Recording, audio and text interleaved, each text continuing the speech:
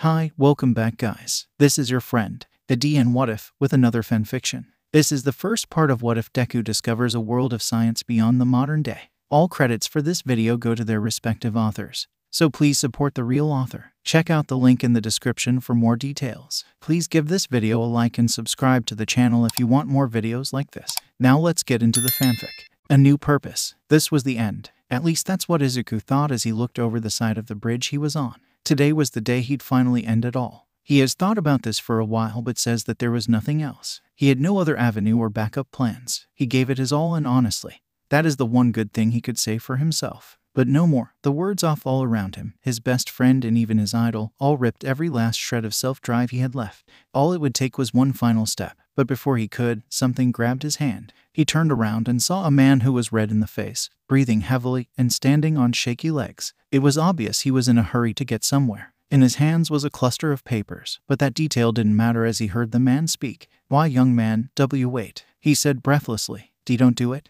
he pleaded. Izuku ripped his hand away and snapped. "Why not? What's the point? I have no reason to go on anymore. I have no purpose." "Then let me give you a new one," the man exclaimed. Izuku looked at the man. Near to the verge of tears, he asked in a soft tone, "What?" "Jay, just answer me this," he told him while collecting the paper in his other hand. Holding them out, he asked, "Did you write these?" Izuku looked at the papers and saw that they were the remains of his old hero analysis notebook. He remembered when he was on top of a building and tearing out sheet after sheet, letting them fly off into the wind. He was also reminded that it was one of the many times he tried to end it but chickened out before finally finishing the deed on this bridge. At least then his body wouldn't be found, just forgotten like he wanted.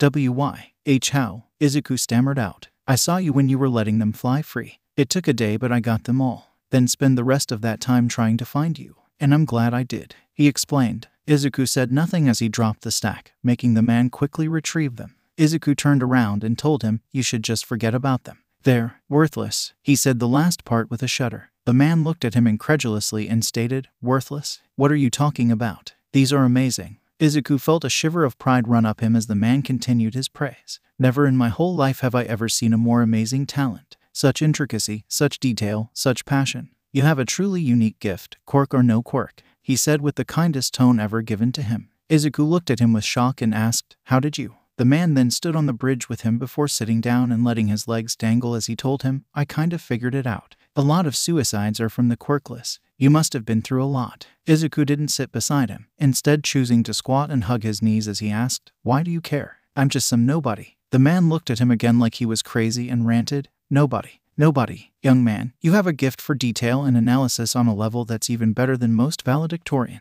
You have something greater than any quirk in the world. A sharp mind. And being able to think is better than being able to punch," he told him while poking his head. Izuku felt his smothered emotions break free as he admitted, "All my life, I've always wanted to be a hero. I figured," the man said softly, "but everyone told me I couldn't, that I was weak. But I didn't care if I had a quirk or if it was strong. Heck, I didn't even care about being a popular hero. I just wanted to help people with a smile on my face," he told him, pouring his guts out in thick tears before sniffling back and saying, like All Might. The man finished, making Izuku look at him. The man gave a small chuckle and told him, "Yeah, I idolized him when I was younger." The man then leans back and looks up while telling Izuku, "You know you and I aren't too different. I have a dream that people say is impossible, and I started to believe them." Izuku looked away, wanting to bury his head in his arms, thinking he knew where this conversation would lead. That is until the man followed up saying, "Until I put in my blood, sweat, and tears into my dream and I finally made something. Something I know will change the world." Izuku was now on his butt as he saw the man's fists tighten.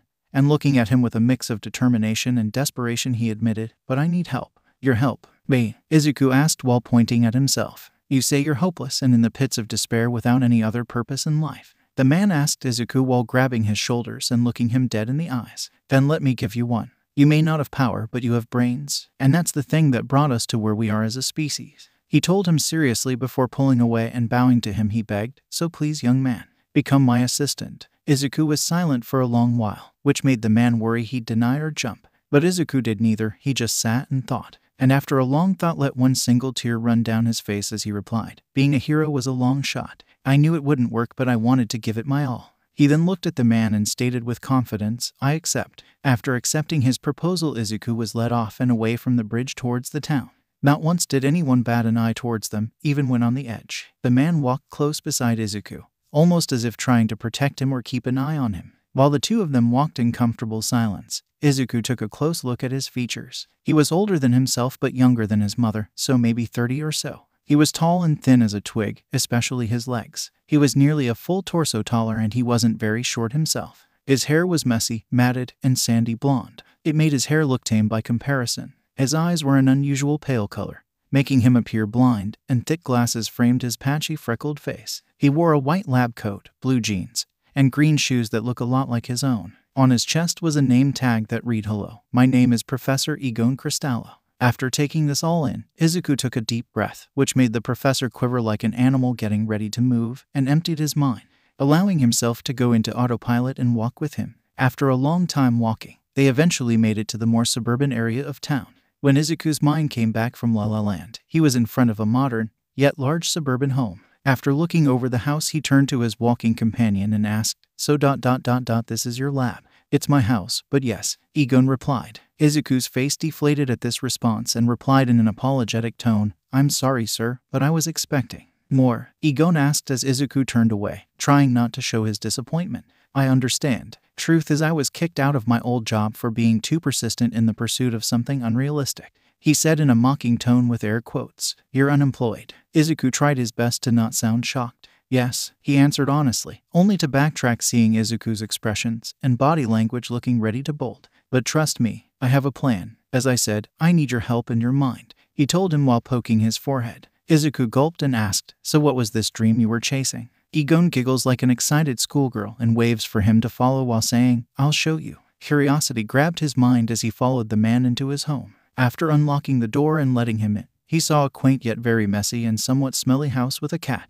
After being led through stacks of paperwork, old takeout and pizza boxes, and many corkboards filled with notes, he was brought to a room that was lined with some kind of metal, and sitting in the center was something covered in a sheet. Grabbing the sheets, he looked at Izuku excitedly before ripping it off and proclaiming, "Behold." "What exactly am I beholding?" Izuku asked while looking at a large and very strange-looking white glowing crystal. "I call it the Singularity Soul. Life force energy runs through every aspect of this crystal. Creation and evolution are at our fingertips. At least that's my working theory," Egon told him with zeal. "Is that really what it does? What else can it do?" Izuku asked with amazement and wonder, getting closer to it. "I have no idea. I was always so busy with my work that I rarely had time to work on it. But that's where you come in," Egon admitted with a shrug, making Izuku fall to the ground from his previous statement on it.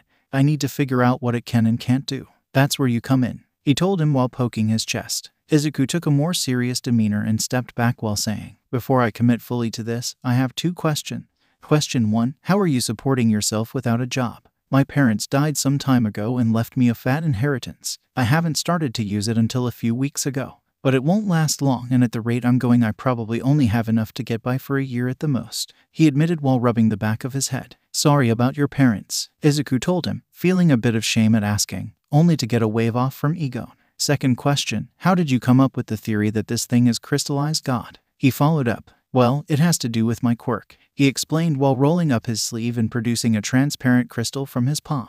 "It's called crystallized manufacturing. I can create any crystals I want to. The only problem is I've never practiced much with it or studied the structure and chemical compounds of crystals, so I can only create one type. But that's all I need for it," he explained before breaking off the crystal and putting it against the Singularity Soul and saying, "Observe." Within a few seconds, the white light that emitted from the Singularity Soul seemed to pass from it and into the clear crystal, turning it into the same soft glowing white. Egon pulled it away and placed it into Izuku's hands. Looking over the crystal with wonder and awe, he could only say, "Wow. Now the power in the Singularity Soul is in this crystal and holds all of its properties. As such, I have dubbed these soul splinters, or splinters for short," Egon told him proudly. Suddenly a thought crossed his mind and Izuku asked in a worried tone, "Wait, won't it run out if you keep doing that?" "I thought the same, but I'm fairly certain this is limitless." He then turned to a closet door and just before opening it said, "Come and look at this." Izuku looked into the now open door and saw it was a nicely sized walk-in closet lined with the same metallic material in the room with the Singularity Soul. However, lining every available space in the room was an enormous amount of splinters like the one Egon had just made. "Holy wow," Izuku said in awe while stepping into the room that was lit up from the many splinters stored inside of it. Turning back to the professor, he asked, "How many are in here?" 576. 576. Told you it was limitless. Egon chuckled. Izuku licked his lips, his mind racing with thoughts and decisions until he finally made a consensus in his mind. He knew that being a hero at this point was hopeless. He had given up on that to the point of wanting to take his own life. So what other choices did he have? Nothing. But now the winds of fate have blown in a different direction, and here he was now. He smiled, looked up at the man, and asked, "When do we start?" Egon smiled, snapped his fingers, and exclaimed, "I like your enthusiasm. Tomorrow, here at my place, after you're out of school." At that moment, Egon saw Izuku's face turn from elation to doubt and finally hopelessness. "What's wrong?" he asked him. "I just remembered. I have school work and tests to do." Izuku grumbled, knowing that school, even with time management, would eat up most of it. Egon thought. He looked at the boy's uniform, then asked, "You go to Aldera High, right?" Izuku nods and waves a finger while saying, "Wait right here." Izuku does as he says and only has to wait for a few minutes before Egon comes back with a plastic bin and plops it at his feet, saying, "Okay, here you go. Use this to help with time restraints." Izuku opened the tub and saw it was filled to the brim with papers. He took the first one on the top and instantly recognized it. "Wait, I know this test. We just took it today," he exclaimed before realizing and asking, "Wait, is this?" Egon nods and tells him, "Yep, I used to attend Aldera. And before you say anything, of course, it'll work. They never change the curriculum. Ever. Isn't this ... you know, cheating?" Izuku asked nervously while fidgeting with himself. Even shrugged and offered, "Maybe. But it's not like they ever gave you a chance, did they?" Izuku grips the paper hard and looks away with a deep scowl forming. "So use it to coast through everything to get a passing grade so you can spend more time working on the Singularity project with me," he told him with a smile. Izuku's lips quiver, and before he could start bawling, he bows deeply and yells, "Thank you so much." When waves it off and pulls him up, he tells him, "Don't mention it. Now get home and rest up. You've got a busy day ahead of you." Several weeks had gone by since Izuku had started to work with Egon on the Singularity Soul. It was strange at first, to say the least. Izuku was wary of Egon for a long while when he started. He was, strange to say the least. The way he would jump at the most insignificant of things, change his tone and mannerism in severe ways depending on the situation and at the drop of a hat. The way he spoke, many times stuttering or just talking so low he looked like he was just mouthing words, looking off into space with a glazed expression, his reasoning for doing certain things, overworking himself, overcarrying things to the point it was comical, and so much more. Then one day Izuku realized something. This is how other people perceived him all the time. What that revelation made, Izuku became much more at ease with him. Despite what seemed like the madness of trying to juggle school and research, he eventually came into a rhythm. He'd get up, change, eat, say goodbye to his mom, and head out. After school, he'd head to Egon's home and go through the tub of paper to pick out what he needed for homework or answers to a test he'd have to copy down. After this, he'd go into his own designated office space and begin experimenting. After several hours of research and experimentation, he'd go home, eat, bathe, and go to sleep. "Hey, Izuku. Wow, you sure are focused. Found anything yet?" Egon asked as he walked into Izuku's office space. Coffee mug in hand, he saw Izuku looking through a microscope and then skimming his computer before writing something down. Without looking up from the device, he answered, just looking over its structure and chemical compounds to cross-reference anything that matches up. "How is that going?" Egon prompted him while looking over at his notes, which were just about chicken scratch. Izuku sighs dejectedly and tells him, "Not well. It doesn't match up with anything ... at least on Earth. I had a feeling it might be alien," Egon said with a chuckle while taking a drink. Then a stray thought crossed his mind and he turned around to ask, "Where'd you find this anyway?" Egon got a serious look on his face and put the mug down. Two things that were never a good sign. Then he interlaced his finger while putting his thumb under his chin and finger over his nose. Yet again another bad sign, and Izuku knew he was in for a ridiculous story. While back at the laboratory, a small group was sent out on an investigative dig site from a crashed meteor, myself being amongst them. Anyhow, I unearthed the crystal in a completely different site far away from the meteor crash site. They told me it was just a really big crystal formation but allowed me to take it back anyway, he explained while forcing a smile. Izuku looked at him, then at the crystal fragment he had under the microscope, then back at Egon where he asked, "So how'd you manage to get it back here?" "I kinda stole it," Egon admitted while twiddling his fingertips. Izuku blinked, then his face fell as he replied, "I don't know what I was expecting. I'll run some tests on it and get back to you on my findings." Then one day, Izuku stormed into Egon's office, causing the man to spit his coffee and knock over stacks of paper as he was typing on his computer. Running up to him in a frenzy, he began his absolute nonsense spree. Sir, Izuku yelled while barging in. What? Egon answers while trying to calm himself from the shock. Crystal, crystal, crystal. Yes, yes, yes. It did. Okay, enough of the SpongeBob references. Just tell me what it is that happened. Egon told him firmly while grabbing his shoulders. Okay, so I was running several splinters through several different tests, and I finally found something that the energy source inside is capable of. Izuku quickly and breathlessly explained. Egon then sat back in his chair, straightened himself and his coat out, sat with legs crossed, and stated, okay, start from the beginning and leave nothing out. Izuku nodded and explained. So first I took several of the crystals and placed them into jars completely submerged in several different substrate. Blood, urine, sweat, saliva, tears, and he dropped off. And Egon prompted him. Semen, Izuku admits with a cough. Egon blinks at him before sighing and saying with a shake of his head, maybe I shouldn't have asked for the details, but go on. After a couple of days of soaking, I found out that almost no change had been made to them, so I decided to take them out and try out some other working theories. Except I forgot about the one that was still in the blood. When I finally realized and pulled it out, it had changed color from the pale glowing white to a crimson red. And after cleaning it off, I felt some sort of strange connection to the crystal as I was holding it, almost like it was a switch inside of my head. And when I turned it on, the crystal began to leak blood. Izuku told him with excitement building in every word, making Egon grow more and more intrigued. So I decided to let it drain out into a jar thinking it absorbed the blood inside, but after a while, I found out that wasn't the case. Instead of just expelling all the blood, it continually kept making more and more. When I retrieved the crystal, I felt the same connection again and flipped the switch off, and the crystal stopped producing the blood. Egon's eyes widened at this revelation but didn't say anything till he was done. So I decided to do the same thing, but this time I put several into different jars filled with medicine, liquid aspirin, hydrogen peroxide, burn cream, and alcohol among a few others. Anyhow, after leaving it inside of those medicines to soak for about 5 days, the same thing happened like the blood crystal. I was able to turn them on and they produced all the substance in consistent amounts with no signs of running out. Izuku exclaimed with his arms in the air, pure zeal taking over every word. Incredible. Egon jumped up from his chair with him before being struck with a thought and asking, did you try to make the blood splinter absorb anything else? Izuku nods, then tells him, I did, but nothing. I also found the splinters are very fragile, and if broken it stops producing the substance. Egon raised an eyebrow at this and stated, fragile? I have a hard time breaking these things when I make them, even with the energy inside of them. I guess they become more brittle when they absorb something. Izuku guessed with a shrug. Did you find anything else? Egon asks again. Izuku nods and takes out a clipboard, and after flipping a few pages he tells him, yes, I've tested a few with other states of matter. For solids, no results no matter what I try. For gas, it works so long as there are no other air particles in the homemade vacuum chamber I made.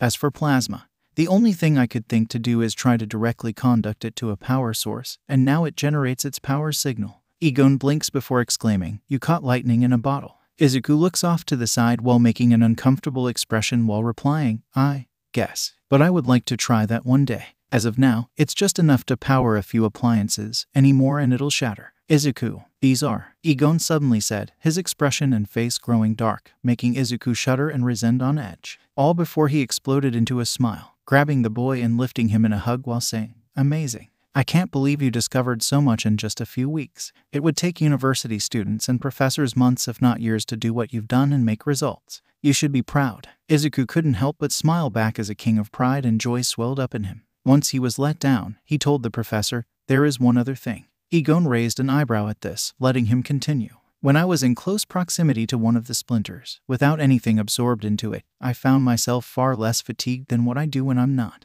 So after putting it through your radiation detector, I found it gave off a sort of harmless radiation. Izuku explained. Egon placed his fist into his palm and stated like a revelation, I have been wondering why in the world you seem to be so full of energy all the time despite the work effort you put in. Having said that, I don't want you to abuse it. Who knows what could happen with long-term exposure? Izuku nods in agreement as Egon backs away from his previous scolding mannerisms. On the offhand, with a bit of tweaking, we could go completely off the grid. And on the other, he draws out while thinking of to the side and telling him, I think our money situation has just been solved. How so? Izuku questions. Egon sits back in his chair and thinks a bit more before coming to a consensus in his mind and telling the teen, I'm gonna use most of my resources to get some medical drugs and other such things. Izuku, I want you to make splinters of each one. After that, we're gonna go dumpster diving and getting into contact with as many hospitals and medical providers in Musutafu. Izuku nods rapidly and states, I'll do my best. A couple of weeks later, and the two scientists set out to do as they said.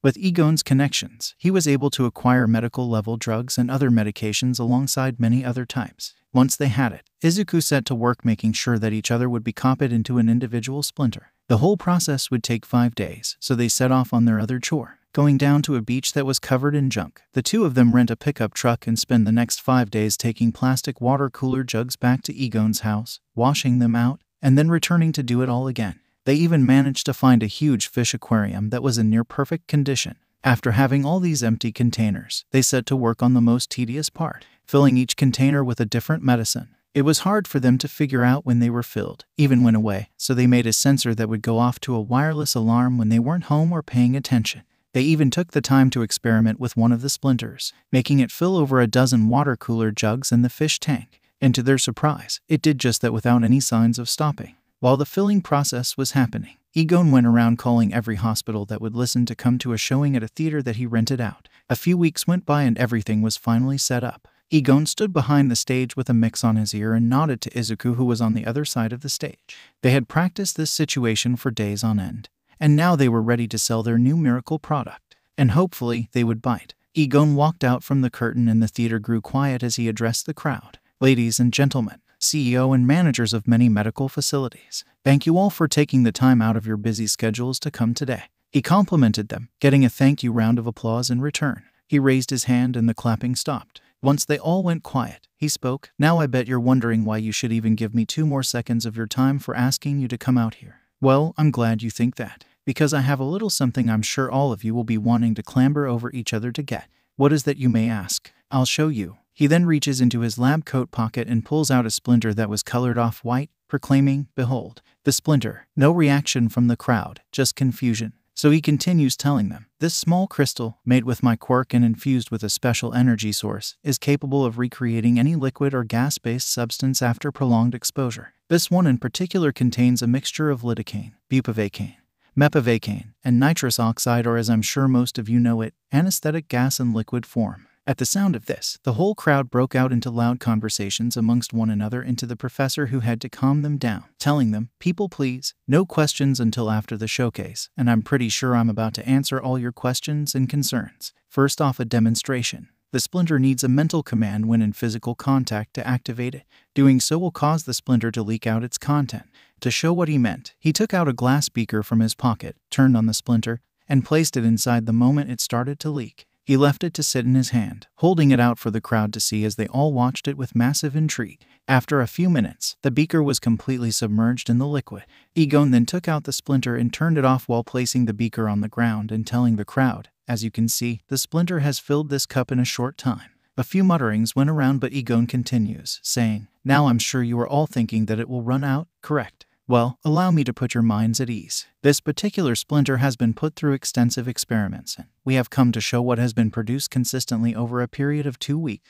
Egon clapped his hand and Izuku started to bring out small pushcarts with water cooler jugs filled with the same fluid in the cup on the floor. Izuku kept going back and forth, bringing out jug after jug until he took a few minutes to bring out the fish tank filled it to the top with the same fluid. At this sight, the crowd once again exploded into talking and excitement. Some are even trying to offer money. But Egon put a halt to their jabbering and explained, "However, I must warn you that they are extremely fragile. Observe." With that, he dropped the splinter in his hand and the crystal shattered on contact with the floor, breaking into so many that it looked like bits of crushed ice about to melt. This makes the crowd become dejected by the product. Some were even now skeptical. However, Egon once again put their minds at ease with another demonstration.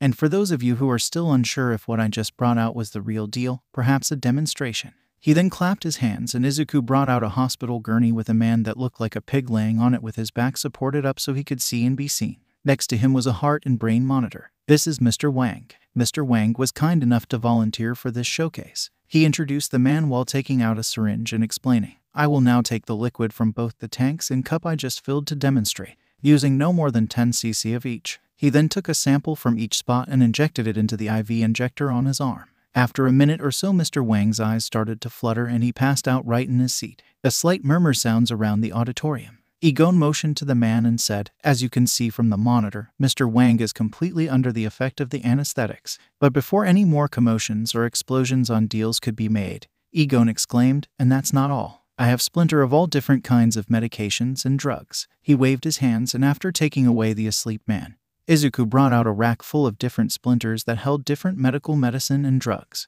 This leaves the crowd in awe and excitement. Now, as far as pricing, I'm sure you can all understand that such an item is bound to save any of you millions from having to order time and time again. So it will cost any of you around 20 years of what you would spend on that particular drug or medication. But think of it this way. He quickly filled up before the crowd could get cold feet, mocking their attention. In the long term, you'll be making all that money back tenfold, he exclaimed, and that seemed to once again grab their interest in the objects. After seeing the crowd start to warm up and get hotter by the second, Egon put on his most friendly face and in sweet words asked, "So, what do you say?" Several hours later, Izuku and Egon sat at a table, back in Egon's office at his home, with the two of them staring at the computer screen with Egon's bank account info placed on it. The two of them had their mouths open in shock and awe at what they saw after the selling event. Neither of them said a word for a long time. But eventually, Egon was the one to state the obvious. $50 million. $50 million. We just made $50 million in one sitting from just a few dozen splinters and all those tubs of medicine, he exclaimed in zeal while jumping up and around in his chair. Well, people were offering more and more. It turned into an auction, Izuku stated, trying not to act like his mentor. This is amazing. I've never seen so many zeros in my account, he exclaimed while picking up Izuku and spinning him around before stopping and asking him, do you know what this means? No more money trouble. Izuku answers, no. Well, yes, but that is not the only thing. We could use this money to start our research facility. And if we offer these to the other hospitals in the other provinces in Japan, we could make more, Egon told him. I'm glad to hear that, cause I've been doing a little cyber searching and found this, Izuku said to him while bringing up a new page on the computer and showing a nearly run-down research facility. It's pretty beat up and in need of a lot of rework, but I'm pretty sure that would be cheaper than trying to build or even buy one already made. We might need to budget a little bit, but it's more than doable. Also, I found a good construction company to help in the first bit, Uraraka Construction Co., Izuku explained with a nervous smile, unsure of how he would react. You have been a busy little worker bee, Egon praised him while rubbing his head. Of course, then comes the expenses of trying to get new equipment, paying for bills, and employees. We need to find a more sustainable way to make money, at least until we can get our feet off the ground, he told Izuku. Oh, I have a few ideas for that, Izuku excitedly proclaimed. Egon smiled at this before his face turned into one of foresight and asked, by the way, kid, have you told your parents about what you've been doing? I can't believe I haven't thought to ask this before, but from an outside perspective, you spend so much time with me does seem strange, to put it lightly. Izuku's expression shifted and he admitted while avoiding eye contact. No, I haven't told my mom. Egon shucked air between his teeth and told him, that's bad. And now that you mention it, there is a strange rumor going around about me, saying that I'm going on dates with older rich guys, Izuku admitted while putting a thoughtful expression on his face. Ew, I don't even like to date people my age, forget somebody younger. Egon shivered with disgust while saying, we need to fix that. Yeah, Izuku admitted, already feeling the weight of responsibility hit him. How in the world would he be able to easily explain all of this to his mother, and how would she react, or would she even accept it? Only time could tell in the meetup date. Izuku sat at his dinner table, silent in his thoughts as his mother made them a hot meal. He played with his fingers, lost in his thoughts and emotions about what he should do. It has been decided that they should confront their problem head-on. But saying it on paper was far easier than putting it into practice. The plan was to ease her into what's been going on before getting into the heavier stuff. This is where he was now, waiting for an opportunity, or rather just to work up the nerve to say it. He sighs and decides now would be the best time, especially since Egon would be here soon. So, Mom, Izuku starts as his mother just hums in reply. He gulps and finally admits, you know how I've been telling you that I'm doing after-school activities, which is why I'm always coming home so late. Another hymn, and he takes a breath before relenting. Well, I was lying, I figured, she said back. Izuku's eyes shot wide open as he stared at her, mouth gaped in shock, and he blabbered out, wait, you knew. She giggles and tells him while looking over her shoulder with a smile, I'm your mother, sweetie. You can't hide anything from me. So what have you been up to? Well, it has to do with the friend who I told you would be coming over today, Izuku told her while looking at the third plate setup. Before he could continue, there was a knock at the door and Izuku told her, that must be him. Enko turned off the stove and slipped off her oven mitts as she followed her son to the front door. Izuku unlocked and opened it while introducing, Mom, I'd like you to meet. Before he could finish, Egon stumbled through the doorway, clearly leaning on the door in the best business suit he owned. A thick stack of papers was in his hands, and he tried to stay on his feet and prevented himself from letting the osiers go everywhere. Once he fixed himself, he adjusted his glasses, looked at the short puggy woman, and stammered out in a half-exhausted mess, "Hello, Mrs. Izuku. I'm Processor no wait. I'm Professor Izuku and you're Mrs. Egon no. Hello, Mrs. Green Midoriya. I meant to say Midoriya." While Inko was more than confused and a bit on edge, Egon started to rifle through his papers and told her, "Hold on, I have it here somewhere." He then pulled out a sheet of paper and read quickly, "Hello, how are you? That's great to hear. I'm Professor." But before he could continue on his half-pronounced gargle, all the papers he was holding slipped from his hand and they flew all over the front entry. Egon panicked so hard his glasses fell off and he exclaimed, "Shoot, not again. I had this all set up for maximum success." He then started to rapidly look through all the papers and pulled up some quickly while reading them off. Potassium, zinc, hydrogen, nitrogen, sugar, oxygen. He paused after saying that. Looking up from the paper with tears in his eyes, he said, "That was the chemical compound for chocolate milk." Professor Egon. Izuku draws out as the professor scrambles. "Izuku, sweetie, what is going on, and who is this mess of a man? I'm honestly a bit freaked out," Inko asked while getting closer to her son in defense. "Professor, I told you not to overthink this," Izuku scolded the man, with tears streaming down his face. He blubbered out, "I tried, but I couldn't help it. How are we gonna explain this to my mom if you can't act normal in a non-business or professional manner?" Izuku half yelled at him. "I have no social skills," he yelled in self-shame and pity. "Izuku," Inko spoke once more, feeling freaked out. Seeing no way out of it now, he bit the bullet and admitted, "Mom, this is the real reason I've been out of the house so often." "Izuku," Inko gasped while grabbing her son's face and telling him on the verge of tears, "If you needed money you should have just asked. Don't do something like this." Izuku was confused at first but quickly realized what she was implying and exclaimed, "What? No, Mom, it's not like that." Finally foregoing his papers, Egon stood up and defended himself saying, "Ma'am, I know I didn't give you the best first impression, but believe me I have no intentions of that nature." "Then what has a 30-year-old man and my son been doing all alone for several weeks?" she assumes back while putting herself in front of her son. "He's been working with me," Egon told her quickly with no explanation. "Huh?" Inko choked back, confused once more. Izuku knew this was his chance. He had to use his ace in the hole. If he didn't, his mom would go for the phone and everything the two of them had been building would be destroyed. So he took a deep breath and readied himself. "Mom, I don't want to be a hero anymore," he said out of the blue. "Well, what?" Inko asked, stupefied by the proclamation. She turned to her son and held his hand. She asked him, "Izuku, baby, what happened? You wanted to be a hero for as long as you could walk and talk. Why would you suddenly change that?" "I gave up on that dream a long time ago. It's not worth it anymore," Izuku admitted while looking away. "Izuku," Inko said in a small, shaky tone. "Mrs. Midoriya." Ma'am." Egon butted in as respectfully as he could with a few papers in his hands. "Several weeks ago I found these papers from one of your son's analysis notebooks. I was floored by the amount of details and information on each page, finding things that others wouldn't. His intelligence and observation skills are unmatched. So I tracked him down and asked him to help me with a project I was working on when he was in a slump. And thanks to him, in the last few weeks, he's made huge discoveries and some money to boot," he explained with ever-growing excitement while handing the torn note pages. Then a keyword hit her mind in the midst of all her confusion and emotions and she said baffled, "Money. Around $50 million, Egon casually told her. Dropping the papers and holding the wall she exclaimed, "50 million. Egon nods his head excitedly and tells her, "Yes, and it is all thanks to your son. Ma'am, your son is a true genius, like none I've seen before. He has a gift that so many neglect or fail to gain. Your son is amazing." He then started to get on his knees and told her while bowing and half yelling, "So I ask you, no, I beg you, please allow your son to continue working with me. He could change the world."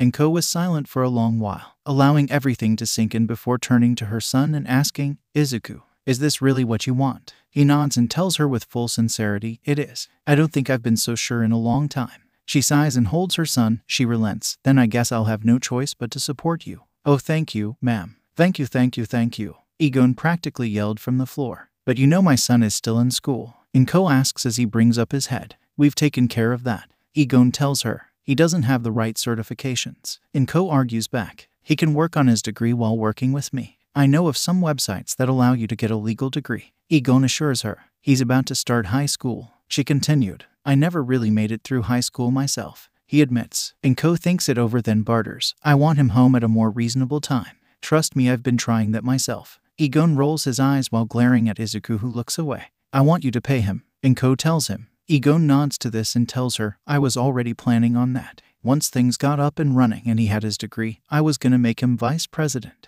My son, a vice president. Inko gasps while holding her chest. Her lips then begin to quiver, and before either of the two men could act, Inko begins to shed tears like a faucet. Taken aback by this reaction, Egon jumps up and steps back a bit. "Are you okay?" he asked her. "And Mom, please stop crying." Izuku begs her as he too started to cry the same as her, making Egon think this was gonna be a long dinner, which it was. Izuku and Egon sat at his kitchen table with the room constructed into a mock meeting room.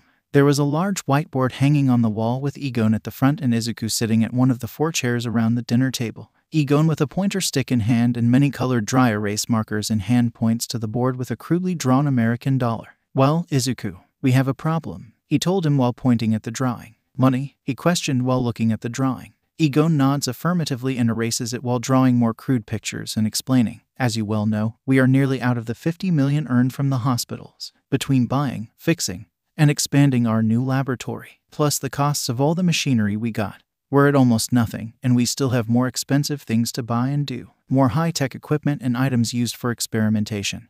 The monthly bill to run it, taxes, and of course employees." Izuku thought for a moment, then offered, "We could go to the other provinces in Japan and sell some of the splinters to those hospitals." Egon thinks on this, draws a pic of a splinter and a chart, then says, "That would pay for most, if not all, of what we need right now. But it's not sustainable in the long run. And trust me, it'll go fast," he told him while making the chart grow and then plummet before sighing in exasperation and complaining, "Sometimes I wish Japan wasn't so small. We have to think up a way to make a large and consistent cash flow without direct funding from the government." Izuku nods and says seriously, "Last thing we need is for them to get their hands on what we have." Egon nods back and states, "I agree. The less the better. Until we are more assured in our funds. What ideas do you have or what discoveries have you made?" Izuku takes out his notebook and flips through it while telling him, "Do you remember how one of the splinters absorbed blood and was able to reproduce it?" Egon sighs as he knows where this is going and waves him off, saying, "If we sell blood splinters of every type to every hospital, we'll be right back to where we are." "Not that," Izuku exclaimed firmly,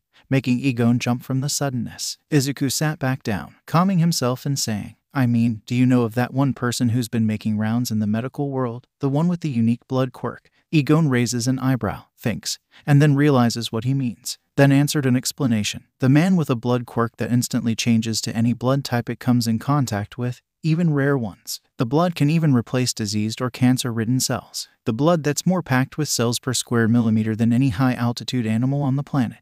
I know about him. If we could get a sample and put it in a crystal, we could sell it off in individual blood packs along with every other blood type." Izuku offers with excitement. Egon smiled at seeing the kid's far-thinking and smiled sadly before informing him, "Normally I'd agree with you, however, there's just one glaring problem. Getting that blood is near to impossible. He's constantly hounded by every hospital just for even a syringe full of his blood. People pay him oodles of money just to get some of it.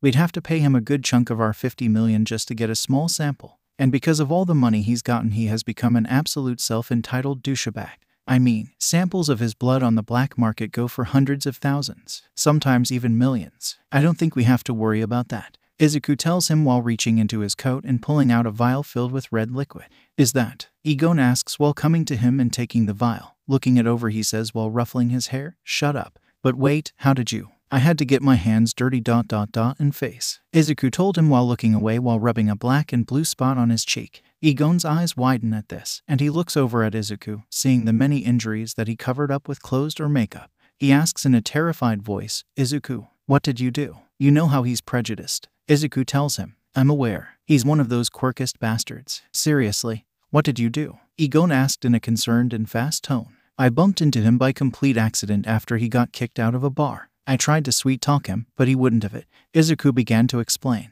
Egon bit his fists and said, "I don't like where this is going. Then I told him I was quirkless and he started to beat me." The teen finished off while looking away. "What?" Egon shouted in shock. "But I defended myself, and in doing so I got a sample." He tried to reassure the man while holding the vial like it was gold. "It took hours to get rid of all the alcohol inside of it, but it's a pure strain," he said in an excited tone. Egon grabbed his shoulder and asked him in worry, "Izuku, why did you do that? He could have killed you." "I was prepared. We needed the money," Izuku argued back. Egon rapidly shook his head and told him, "That's no excuse to purposefully put yourself in danger. There are other ways we could get money without you getting hurt." Izuku looks down, realizing his mistake as Egon leans against the board and says in a trembling voice, "If your mother finds out, she's not just gonna have a cow with me, but a whole dang elephant."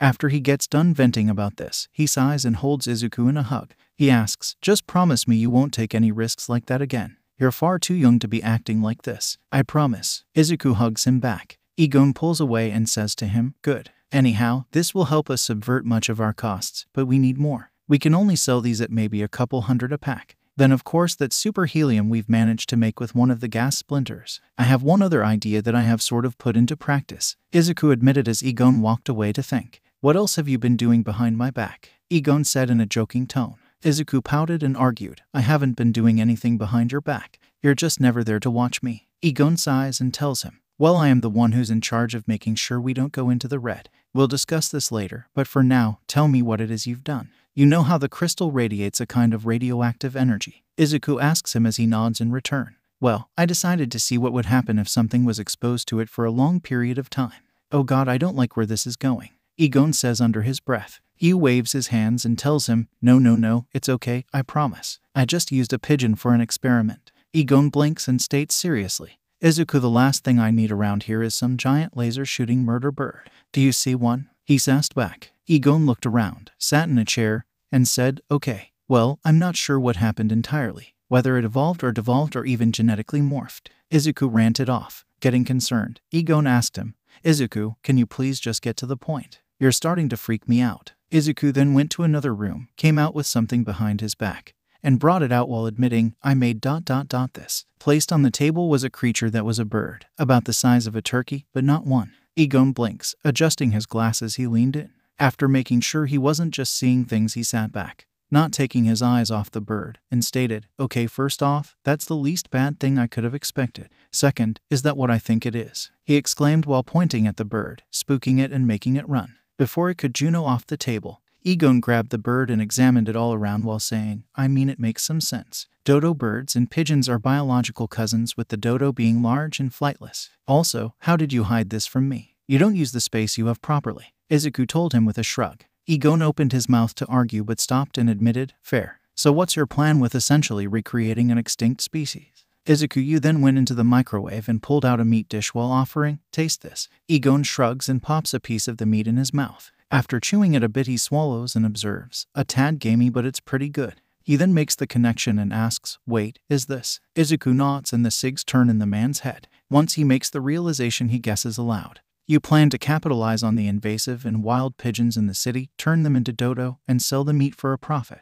Izuku nodded, then assured him, "And don't worry, I tested the meat in excruciating detail. It's completely safe for consumption. It's pretty much no different from FDA-certified poultry meat. And I got a butcher on our side with a little bit of incentive," he told him while making a money sign with his hand. "I was wondering why there was a large deposit to a butcher shop," Egon stated to himself before asking suspiciously, "Anything else?" "I was hoping to test the crystal's radioactive effects on different plants to see if we could potentially make a superfood," Izuku tells him in a pleading tone. Egon sucks air through his teeth and tells him, "Let's put a pin on that. We don't need to be doing a recreation of Little Shop of Horrors." Izuku looks disappointed by this, so Egon comes up with an alternative and asserts, "But you can do one plant at a time, and nothing else. Just make sure they're either small flowers or vegetables." Izuku nods, then blabbers out aloud, "If only we could use one of the splinters to make gold." Then a thought strikes him and he asks Egon, "Wait, can't gold be made into a liquid? And my crystals are heat resistant to a few thousand degrees." Egon tells him as the wheels also start to turn.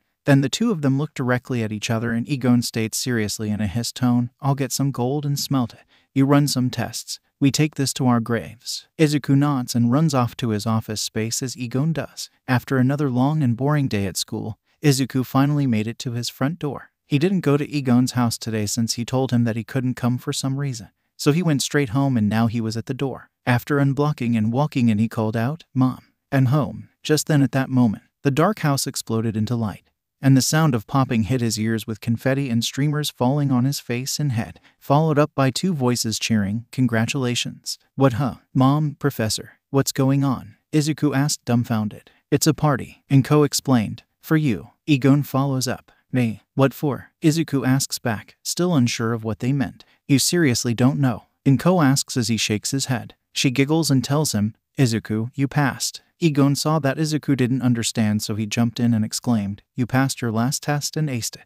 You officially have your 4th degree." You have a doctoral degree. You can officially, and most importantly, legally work for me. I thought I was still at 2, Izuku stated, still a bit confused and overwhelmed. I honestly wouldn't be surprised if you didn't try to shoot straight for an honorary degree. Igon praised him. It's also the day that your research facility has finally completed construction, Inko told him. This finally snapped Izuku out of his funk and he exclaimed excitedly, wait, for real? That's awesome. It's also your graduation day. Igon added in. But I thought that wasn't for another 2 weeks, Izuku asked back, feeling confused and concerned if he lost track of time, which he did a lot recently. Inko nods and tells him, it is. But since you'll be so busy very soon we thought it would be best to have the party now. She then brings her son into a hug and tells him, Izuku, I'm sorry. Taken aback by this, Izuku pulls back and holding his mom's arms he questions her, Wha? Mom, why are you sorry? Because I feel partly to blame for your previous situation, she admitted while looking away. When I came to terms that you wanted to be a hero, even without a quirk, I was beside myself with worry. As your mother, I tried my best to support you, but in the back of my mind, I prayed you'd give up.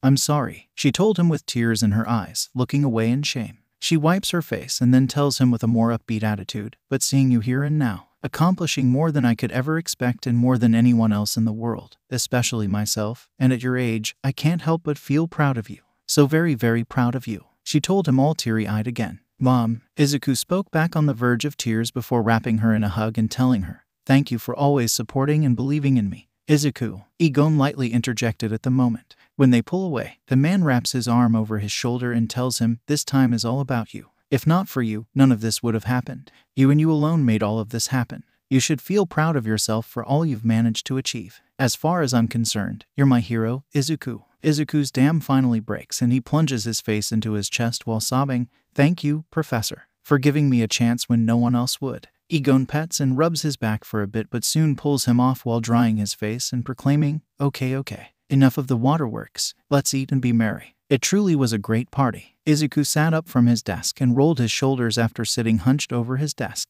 It has been another normal, quiet, and boring day at school. Actually, it's been nothing but boring since Igon gave him all the coursework to simply copy directly from and get a passing grade. Surprisingly, no one, not even Bakugo, had bothered him once in the past months. It was kinda nice to be ignored by everyone and not have to deal with them. And he wouldn't have to any longer since this was the last day of school. Their teacher left early, allowing them to do whatever until the bell rang. And boy was Izuku glad that it did, because he could swear he could feel Bakugo trying to burn holes into his head as he sat behind him. So after stretching and waiting for just about everyone else to leave, he muttered under his breath, thank goodness it's over. Oi Deku, the loud voice of Bakugo yelled at him. Oh no, he mumbled with a sigh. He turned around in time to see the seemingly ever-furious Bakugo trudge toward him with his 2 tagalongs. Don't you ignore me, nerd, he demanded. Yes, Kaken, Izuku asked back in a neutral tone. Seeing him not reacting like a scared dog made Bakugo make an expression crossed between irritation and confusion as he asked while poking his chest,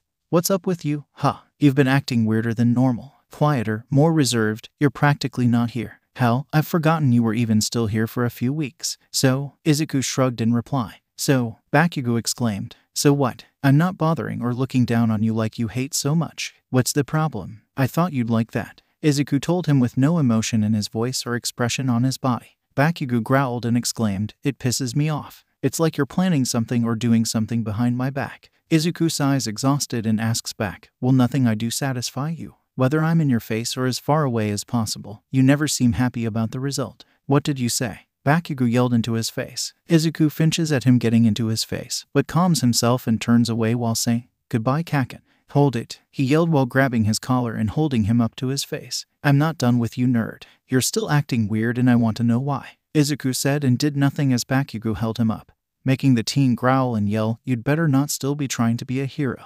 In the past, Izuku would have been like his usual self, squeaking and cowering in fear, protecting his face from any attack. But ever since the day that Bakugo told him to ... he's become completely numb to anything he could do or say. It did affect him anymore. The fear he had no longer controlled him. And Bakugo couldn't use it to control him either. I'm not, he said in a cold, calm voice. Well, you'd better ...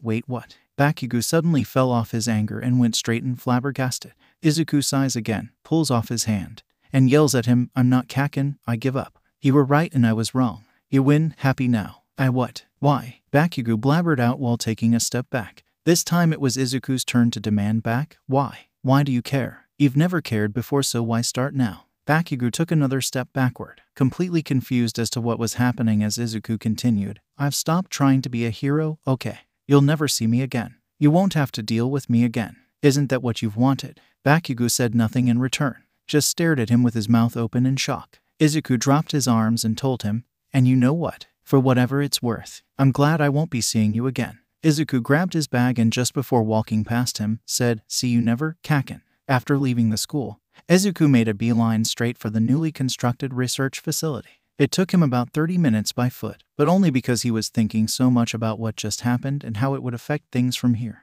But before he could get any more lost in his mind, he arrived at the front of the facility where Egon called out to him. Izuku, there you are. I and your mother were getting worried. Egon exclaimed as he waved over the boy, his mother standing beside him. Izuku turned his head after trotting over to them, saying apologetically, sorry, I was kinda dragging my feet. Did you have a good last day? Sorry I wasn't able to come to get you. Inko apologizes to him as well. It's okay, Mom. We're here now, Izuku assures her while changing the subject.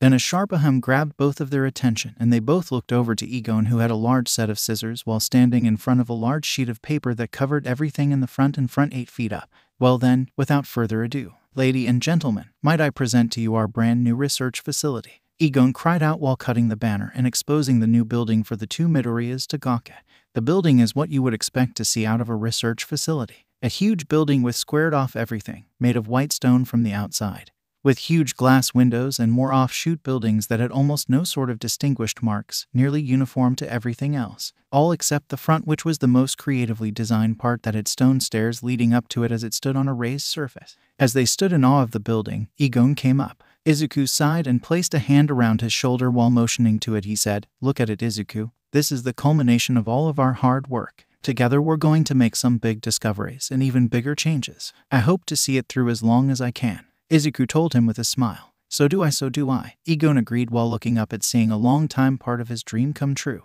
Wiping a tear from his eyes, a thought crossed his mind and he asked, say, what do you want to start on first? Izuku thought for a moment, looking like he didn't want to tell, but finally opened up and said, well, I'd like to do more experiments with the Singularity Soul's radiation on plants and animals for starters. And, Egon questions him after hearing the boy fall off. Izuku shook his head and waved it off while saying, never mind. Forget it. What about you, Professor? Egon placed a finger to his chin and answered, truthfully, I'd like to figure out a name for this place. You got anything? Izuku thought about this for a minute before finally offering, how about, this is Dr. Izuku Midoriya reporting from the Neo-Icon Phoenix Research Lab, or NIP for short, performing and recording our first experimentation on the Singularity Soul and the effects of its radiation. The first subjects I will be using for this experiment are different kinds of plant life. My previous attempts at this experiment back in Professor Egon Cristallo's home were ... less than ideal. Allow me to explain. Since we did not have the proper technology or facilities that could amicably be used in case of some sort of emergency in which a plant becomes too dangerous, the professor had strictly forbidden me from doing multiple experiments on those of much larger plants. Instead, have me do it on smaller things such as flowers. Unfortunately, after a time of being subjected to the Singularity Soul's radiation signature for long periods, even in the most compatible conditions, they would all die within days to hours. The longest living specimen I had was a bonsai tree that only lived for about 1 week after prolonged exposure. Hopefully, in the future I will be able to adjust the radiation from the crystals so smaller plants may be able to survive and show some sign of change. In saying that, we now have far more resources and the facilities needed to combat any sort of unforeseen hiccups. Anyway, the first batch of plants I've used are as followed: 1 American cherry tree sapling, 1 crawling ivy sprout, 1 pumpkin seedling, and 1 adult American pitcher plant. Note, Professor Egon told me to not use a Venus flytrap since it might, in his words, make an Audrey too. After planting all plants into the facility's newly constructed greenhouse, I planted 1 empty soul splinter into the soil so the energy may be absorbed in both roots and air. In addition, I have the plants on an automatic water and light timer for max production and consistent readings for all plants in the controlled environment. I will report back when any changes are made. This is Dr. Izuku Midoriya reporting to say ... That didn't take long at all. I've only been gone about 3 days and results have already been made. Massive ones. All the plants I've used in the experiment have all grown to their adult size, which explains why all the flowers I used died so quickly. The energy in the crystal didn't kill it. It aged it to a point where it died of old age. I must note this down for future use. Anyhow, as I expected, not only had the plants grown in size but changed on a biological level. First, the American cherry tree. In addition to it growing to the size of an adult tree of its genus, it also changed color. Its leaves turned blue, its flowers a bright red, and its fruit a bright white. After a bit of testing, I found that the cherry fruits will explode like firecrackers upon being broken. However, if frozen for 20 minutes, the fruit turns a cool pink and becomes edible for human consumption. Note, they have a tart taste to them. Next is the crawling ivy. It too grew so massive and quickly that it reached out of its pot and up towards the glass roof. When I attempted to cut them back, several vines wrapped around me and began to tickle me relentlessly.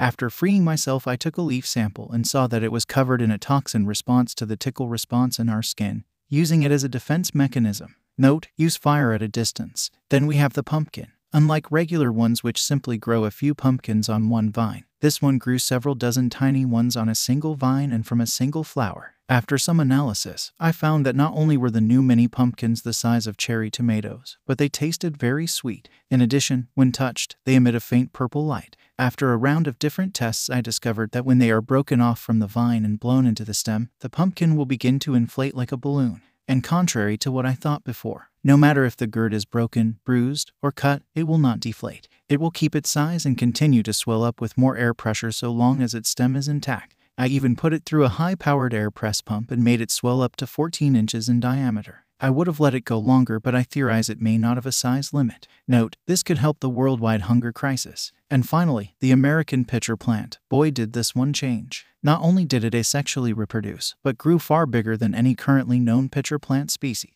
In addition, it gained several larger back leaves and a new set of vibrant colors on said leaves and its body. Its innards make a very sweet and insisting aromatic that even I was drawn to. When I got within 30 feet of the plants, they began to rustle and bristle their leaves. As they did so, the waving and vibrating colors began to induce a sort of hypnotic effect, and with the sweet smell dampening my senses, I began to walk toward it.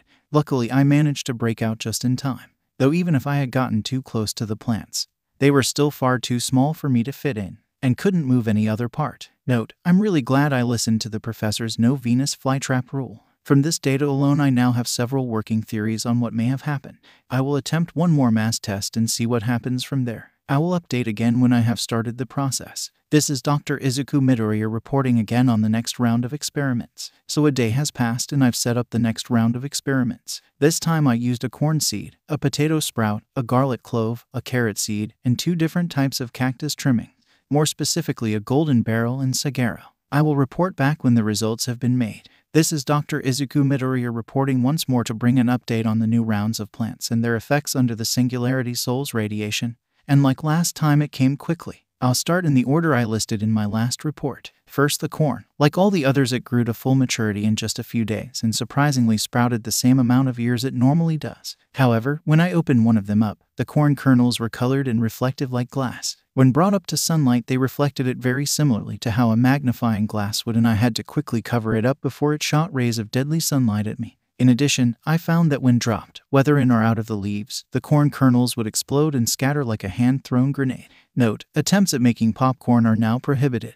Then the potato. I was surprised to see it was one of the few that didn't change externally. I had wondered what it could do until I placed my phone next to it and it began to charge from the wireless function. After a bit of tests, I found out that its natural electrical charge had been amped up tenfold and now it was like an industrial battery, no matter its size. Note, food made with it has an electric taste to it. Next, the garlic. When I pulled it out, I almost thought it wasn't ripe because it was green. Then I found out it was when I accidentally ripped off the stem and it quickly changed from green to yellow, then orange, and finally red. I figured out what was going on after yellow and threw it. After it hit red, it exploded into a gas compound that irritates the throat when inhaled and smells bad. Luckily, I was close to the airflow controls before it could hit me. Note, I'm guessing onions would be the same but with tear gas instead. Now the carrot, it's gold. That's it, solid gold. But it's edible and can be eaten raw. And surprisingly, it acts like a revitalizer in a video game. I was at my 5th cup of coffee when I ate one and felt all my exhaustion disappear. Note, don't try to trade it in for money. And finally, we have the 2 cacti. The golden beryl has turned black with pink flowers and the saguaro now has skin that seemed to be some sort of natural metal. The golden beryl can shoot its spines when disturbed. It then turns golden and regrows all its spines before turning back again. If it's disturbed while trying to regrow its missing spines, it'll spray a nasal irritant from any flowers it has that causes uncontrollable sneezing fits. As for the saguaro, it has grown twice the size of its normal kind and even wider. It has lost all its spines and now turned a metallic gray. It's made of metal. When tested, it was the same strength as both military and construction-grade metal. In addition, when a piece of the cactus was removed, it would quickly regenerate the missing pieces. However, removing a piece is the hard part, as I had to cut it off with a cutting torch. Note: don't drink the water inside. Upon careful study of what I've seen and made, one of my theories happens to be right. The radiation of the Singularity Soul caused these plants to develop quirks. It's rare in animals, but in plants, it's unheard of. Anyhow, this is unheard of. This is massive, and this could change everything we know about the world and science in general. So does that mean our evolution and the emergence of quirk was all thanks to radiation? If so, it couldn't have been from this one single specimen. There must be more. A huge vein somewhere. We'll have to figure that out at a later date. When I gave my findings to Egon, I expected him to be excited and not go into cardiac arrest from shock. It was a fun day with the paramedics. Anyhow, I will be taking a break from the plant-based tests and moving on to animal tests to truly see what the radiation can accomplish. If it can cause evolution or quirks, I have to find out how. I will find out how. This is Dr. Izuku Midoriya signing off for now. This is Dr. Izuku Midoriya reporting on the newest Singularity Soul experiment at the Neo-Icon Phoenix Research Facility. To recap from my last round of tests, in short, I subjected several different plants in the same controlled environment to the radiation given off by the crystal through an empty splinter. In short, I found that the radiation causes rapid aging and the appearance of quirks, which is a world-shattering piece of news on its own. Anyhow, my next target is to see whether the same thing happens to animals. The reason I test this and not just conclude it, despite the existence of several animals with quirks, is the fact of what happened the first time I tried it.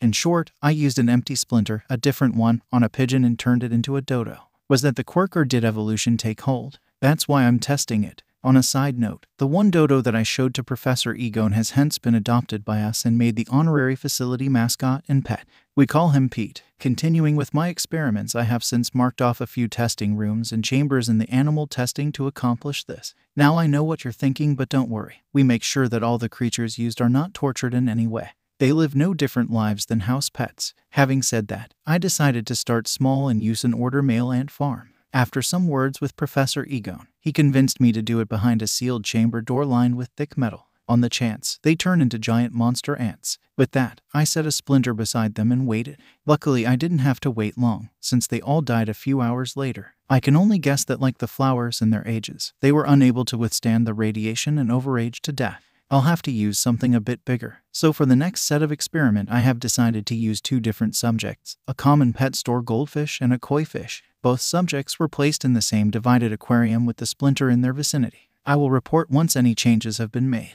This is Dr. Izuku Midoriya reporting again. The results have finally been made with the two fish after just 3 days. In short, the pet store goldfish is dead and the koi fish now shimmers when exposed to direct sunlight. Note, these could make for good decoration at the entryway of the research facility. From this, I can only conclude that the effects of the radiation are entirely dependent on the size of the creature and not what kind of creature it is. The next round of experiments will be subjected to amphibians and birds. I will report back as soon as I have everything set up. Okay, I finally managed to get my hands on all the necessary animals needed for this next test. This time I am using two vastly different kinds of animals, all of varying sizes, amphibians and birds. For the amphibians, I am using an axolotl, a giant salamander, and a newt. As for the birds, I am once again using the wild pigeons around Japan, a chicken, a budgie, and a peacock. In addition, I will also be testing an octopus that was accidentally sent alongside the 3 amphibian.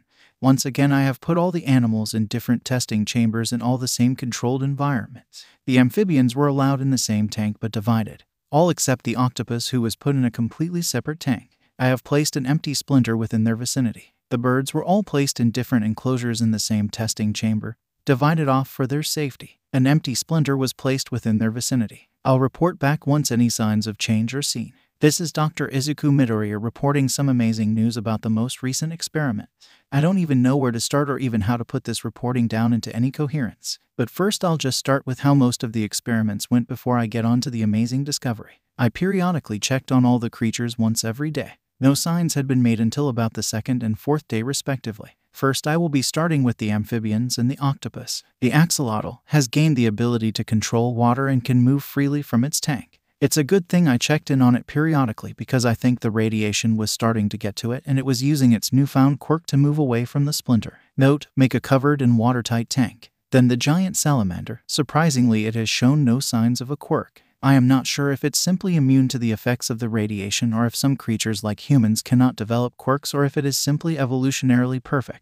Either way, it remains the same no matter how much time has passed. Note, it's sort of nice to know that some creatures can be quirkless. Next, the newt, it's dead. Surprisingly, however, this isn't due to the radiation from the splinter. It was actually due to its own developed quirk. I'm not sure what it was, but it just exploded. Note, study remains to see what happened. Last of all was the octopus. It showed no physical changes except for its brain. The radiation has caused its brain, which normally wraps around its esophagus, to disconnect and become separate in the body, allowing it to swell up to 3 times its normal capacity. This also includes many more wrinkles in the brain. In short, it got smarter, a lot smarter. So smart that it now has a minor form of sentience and sapience. The way I found this out is when it asked me, in Morse code, to give back the crystals so it could continue to grow. I'm both extremely intrigued and extremely scared of what that could mean. For now, I denied its request and placed it into a new aquarium to be studied. Note, learn Morse code. After this are the birds. The first one is the peacock. Somehow the whole it hypnotizes with its tail false fact had come true. When raising and shaking its tail feathers, it induces a hypnotic effect, so long as eye contact is met constantly. I was fortunate enough that it dropped its tail and ran as I approached. Note, make hypnotic-proof goggles. Then the budgie, it didn't change externally like the peacock, but instead its vocals did. The bird can now mimic any sound it heard perfectly and at the decibels it sounds at, apart from speech. I've tested gunshots, car keys, bells, the bark of a dog, the grunts of peat, the flicking of a light switch, the buzz of electricity, and the honk of a tuba. I even gave it a rendition of one of Mozart's symphonies, and it copied it perfectly with all instruments present. My one mistake was allowing it to hear my ringtone. And now it pranks me by making the same noise. I've come to find out its intelligence has grown to that of an American gray parrot. Note, change ringtones. Next is the chicken. It's by far the strangest one yet. Its brain has quadrupled in size. It's so large that it stretches the skin on its head to the point it's nearly translucent. I honestly wonder how it's still able to stand and walk, let alone still be alive. I'm honestly still wondering what happened to its skull if it still has it. As I'm sure you can guess, in addition to having one of the largest brain-to-body sizes in the history of his species and every animal on Earth, it has an equally numerous amount of wrinkles in its brain. This is as smart, if not smarter than most people. Note, she has been able to speak with me through a text-to-speech generator and has formally asked for a job. Last of all is the pigeon. I was most surprised by this since it didn't change into a dodo as I expected. It only gains a quirk similar to that of the hero hawks. It can shoot, control, and reattach its feathers in addition to being able to give off a faint white glow. I was honestly baffled by this, so I'll do some more experimenting and see what happens from there. Note, don't let any religious fanatics see it. This is Dr. Izukuo, forget it. This is too important for formalities. I've made a breakthrough since my last report. I truly underestimated the power of the Singularity Soul. It's more powerful than I could have imagined. Maybe I should stop gushing and get to the point. So finding that a pigeon was given a quirk instead of being turned into a pigeon made me wonder about something. What did I do differently that caused it to change so drastically? So after a bit, I figured it out and decided to run the same pigeon test. This time with 2 different empty splinters. The first one was the splinter I used to test the plants and animals, and the second was the one I originally used to turn the pigeons into dodos for money. I placed both in the vicinity of 2 pigeons in different testing chambers, and after a few days, the same thing happened. One changed into a dodo, and the other gained the same quirk as the first test subject. This led me to 2 different discoveries. The first being that any creature or plant of the same type, except for humans, will always have the same quirk. The second thing is the energy fluctuations in the splinters cause different effects. The way I found this out is by taking the splinters and running them under an energy wavelength reader. I found out that the quirk splinter was positively charged while the evolution splinter was negatively charged. So depending on what frequency it's at and how much was put into each splinter, a fact I found out later, depends on what effect it gives off. I wonder if that also translates to whatever the splinter absorb. Maybe I can even control the frequency of the energy to see what other effects they have. Different experiments for different days. So I tested this once more and used 2 female sheep. I kept them in separate testing chambers with the same controlled environment and both splinters in each room. I'll report back on my findings. Okay, the tests are a full success and have brought up another important piece of information on the radiation effect. These are my full findings on each subject. The sheep that had the quirk splinter did develop a quirk, some form of electrokinesis. It can generate electricity through its wool to do several things. It can release the pent-up energy at will, use it to increase its speed, create a force field, and electricity charge ions in the air allowing it to float and airwalk. It's also gained a taste for sugar and tobacco, not sure why. When sheared and proceeded into clothes, it had a very tingly feeling to it. When its meat is cooked and eaten, it has the same effect as the clothes with no abnormal signs but is perfectly safe. Note, many of them could cause thunderstorms or power a small town. The sheep that had the evolution splinter did something unexpected. Instead of devolving into another less evolved species of sheep, like a wild one, it instead evolved. Instead of a wild sheep, before humans domesticated them, there stood a much larger, leaner, smarter, and more muscular sheep. I almost thought it was a wolf or I had gone into the wrong room, but it was the same one. Its legs grew longer with a bigger chest and had a body structure like a predator. Its wool was like regular hair. Its eyes gingerly moved somewhat to the front of the face. Its hooves split into 3 toe-like claws, and its horns now grew up before curving and shooting straight out. After briefly observing it, I almost assumed it was turned into a carnivore. But after feeding, I found it to still be an herbivore. When approached, it acted much more aggressively than a normal sheep that would act curious or scared. When the wool was sheared, it acted like hair and came off piece by piece. When the meat was eaten, it was extremely tough and gamey. Note, it reminds me of an old anime my mom and I watched as a kid. I was truly baffled as to how and why this happened, and then I found out the reason. When I gave both sheep a physical exam, I discovered they both were under a lot of stress. I guess the move from an open field to an enclosed lab, coupled with the lack of noise and social interactions between their kind, set it to skyrocket. That's when I realized what the radiation had done. Due to its stress, the radiation caused it to evolve into something that could handle stress more easily in a predator-heavy environment. That's why it looks and acts more aggressively and like a predator. So any external forces could cause a major change in the subject's change. That's why the pigeons turned into dodo. They were so calm and in a predator-free and food-rich environment that they devolved into something more suited for such a lifestyle. I can only guess what else it could do. Okay, so I have a bit of a dilemma or situation. While I was testing and observing the sheep, the semi-intelligent octopus snuck out of its aquarium and stole the quirk splinter. When I finally found where it was when it was his feeding time, I had to act fast. But the fastest I could go was 2 hours, since it took me a full hour to get him out of his tanks and then another hour to pry it from his tentacles. Who knows how long he had it. Luckily, he didn't turn into a giant monster octopus like I thought. He just grew smarter, way smarter. The way I found this out is when I came in the next day and he was sitting at my desk in a glass bowl filled with water and typing at my computer with text-to-speech. Does he want to work for the facility? I'm not sure why, but I didn't deny him that. I'll have to set something up with him, the chicken, and the professor. He can understand human speech and just can't speak it, much like the chicken. I guess they'll be my future co-workers. This is Dr. Izuku Midoriya, signing off for now. Note, they both have given themselves names. The chicken has called herself Dr. Cluck Orpington and the octopus has called himself Professor Otto Cephalopod. Okay, I'm sorry. Run this by me one more time. Egon asked his employee as he took off his glasses to rub his eyes. Sitting in front of the professor were 2 animals sitting in separate and tall chairs. The first was a white leghorn hen with a brain so massive it looked like it would belong to an overly sarcastic portrayal of a super evil genius. The second was a male Pacific giant octopus who looked normal but was holding itself up on its right tentacle.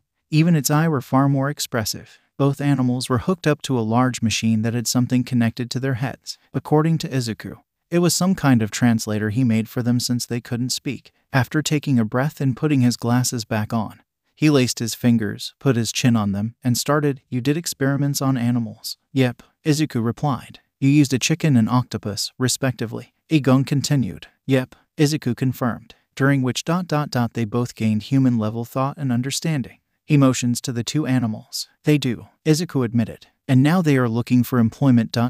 here. Egon asked while pointing to his desk with both hands. Yes, as if the boy just didn't get through explaining that the first time around. Plucked Dr. Orpington through the translator. Hush, it's a lot to take in all at once. Professor Cephalopod barked at her through the machine. Egon looked at Izuku and told him, I think I should start watching over your experiments. Dr. Orpington squawked and argued. If anything, you should be giving him more freedom. Why is it just a month and a half? He managed to find out perhaps one of the many secrets to evolution and quirks as a whole. Egon sighs and tells her, normally I would be, and I should be. But I just can't get over ... you two and your desires. What's so strange? Professor Cephalopod asked back. You want to work here, for us, at this very facility? Egon firmly asked them. Were we not clear? Dr. Orpington asked back, a bit irritated. Egon shakes his head and admits, I just don't get it. What's not to get? You need workers and we want to work. Professor Cephalopod argued. If anything, we crave it. Dr. Orpington excitedly exclaimed. Yeah, but ... you're animals? Egon begrudgingly told them. So are you, stated Professor Cephalopod. Getting a bit irritated yet still holding his nerves, he argues. No, well yes, that's not what I'm trying to get at here. I'm just saying that it seems kind. Cruel. How so? Dr. Orpington asked. Egon pushes away his hair, deep in thought before trying to explain. Look, you're animals so you don't have rights like we do. You're not like us. We think like you. Professor Cephalopod states. That's different. Egon yells while slamming his hand on his desk, finally losing his cool, causing the two animals and teens to jump. Calming himself down and leaning back in his chair, he takes a sip of his cold coffee before explaining. Look, I don't want to say no, but we as a species have had our higher intelligence for the past few 100,000 years. You two gained it through external means just a few days ago. The rules aren't gonna just change for you two right away. Trust me on that. What are you trying to say? Inquisitively asked Professor Cephalopod. Egon sighs, fearing having to explain this, and tells them, we bought you, made you live here, and did experiments that heightened your awareness. We own you, and now you're saying you want to work for us. How am I supposed to pay you? Shrimp and corn. What would two animals, with no concept of money, even want with it? To me, it seems more like servitude, animal cruelty even. You'd have to live here full-time and that just doesn't seem right. So you're concerned about the morality of the situation? Professor Cephalopod inquired. The two creatures looked at one another, smiled or something that resembled it, and Dr. Orpington spoke on behalf of both of them. You truly are a good man, Professor. Also, not sure if you're aware, but you two have stupidly short lifespans. Egon admits to them with an uncomfortable expression on his face. Doctor, you'll only live about 10 years if you're lucky. And Professor, you'll live for only half of that. And if you mate, forget it. Plus you both are already adults of your respective species, so you don't have much time. He tells them in a serious tone. Izuku spoke out once again and informed him. Actually, I did some tests, and it turns out that in addition to their intelligence being more human, they also have lifespans that are similar. Egon blinks, his body posture becoming more calm as he says while pointing at the professor, well, that solves that problem, but no sex for you. I will restrain myself. The professor agreed, doing a mock salute. As for our payment, food and boarding are nice, but perhaps we can use the company funds for our interest from time to time. Dr. Orpington offered. Egon took out a paper and pen from his messy desk and writing it down he tells her, that does sound like a good trade-off, but if you two want to buy something you'll have to bring it up with me first and I'll give the green or red light on it. That sounds perfectly fair. She agrees alongside a nod from the professor. Egon then looks up from his writing and tells them, just one other thing. Neither of you is a doctor or professor respectfully. Well, you're not a professor, Dr. Egon. Professor Cephalopod gurgles a laugh while vexing him. Professor rolls off the tongue better. Egon pouts before wiping a hand across his face and telling them, fine, fine. Just do some online courses in your free time. The two agree and Egon shakes a wing and tentacle while saying, welcome to the team. One day in the research facility, Izuku knocked lightly on Professor Egon's door. He heard the knock and judging by the sound of it, whatever Izuku had to tell him wasn't good. So he waited till he came in and after a minute the door was lightly cracked open with Izuku peeking his head inside and looking like a guilty dog. Hey Professor, Izuku called. Yeah, Egon called back, face deep in paperwork. Izuku slid inside, fidgeted uncomfortably, and said, figure out how to make the splinters into permanent evolution and devolution ones. I also found out that when two creatures of the same or very similar species are brought in together, in terms of DNA, and used as a catalyst, it will cause that creature to evolve into the provided DNA structure. Almost instantly his worries dissolved and he exclaimed in zeal, that's amazing. How'd you figure it out? Izuku looked away and fidgeted once more. Egon felt his excitement fade and he asked, how'd you figure it out? Izuku looked over to the side while smiling nervously. Egon sat up and exclaimed, his excitement replaced with worry as he firmly asked, Izuku, what did you do? Before he could force himself to answer, the answer pushed itself through the door and Izuku had to quickly hold it back. Egon was so shocked by what he saw that he almost passed out right there. After calming himself down, he looked at his coffee mug and poured it out into a nearby plant.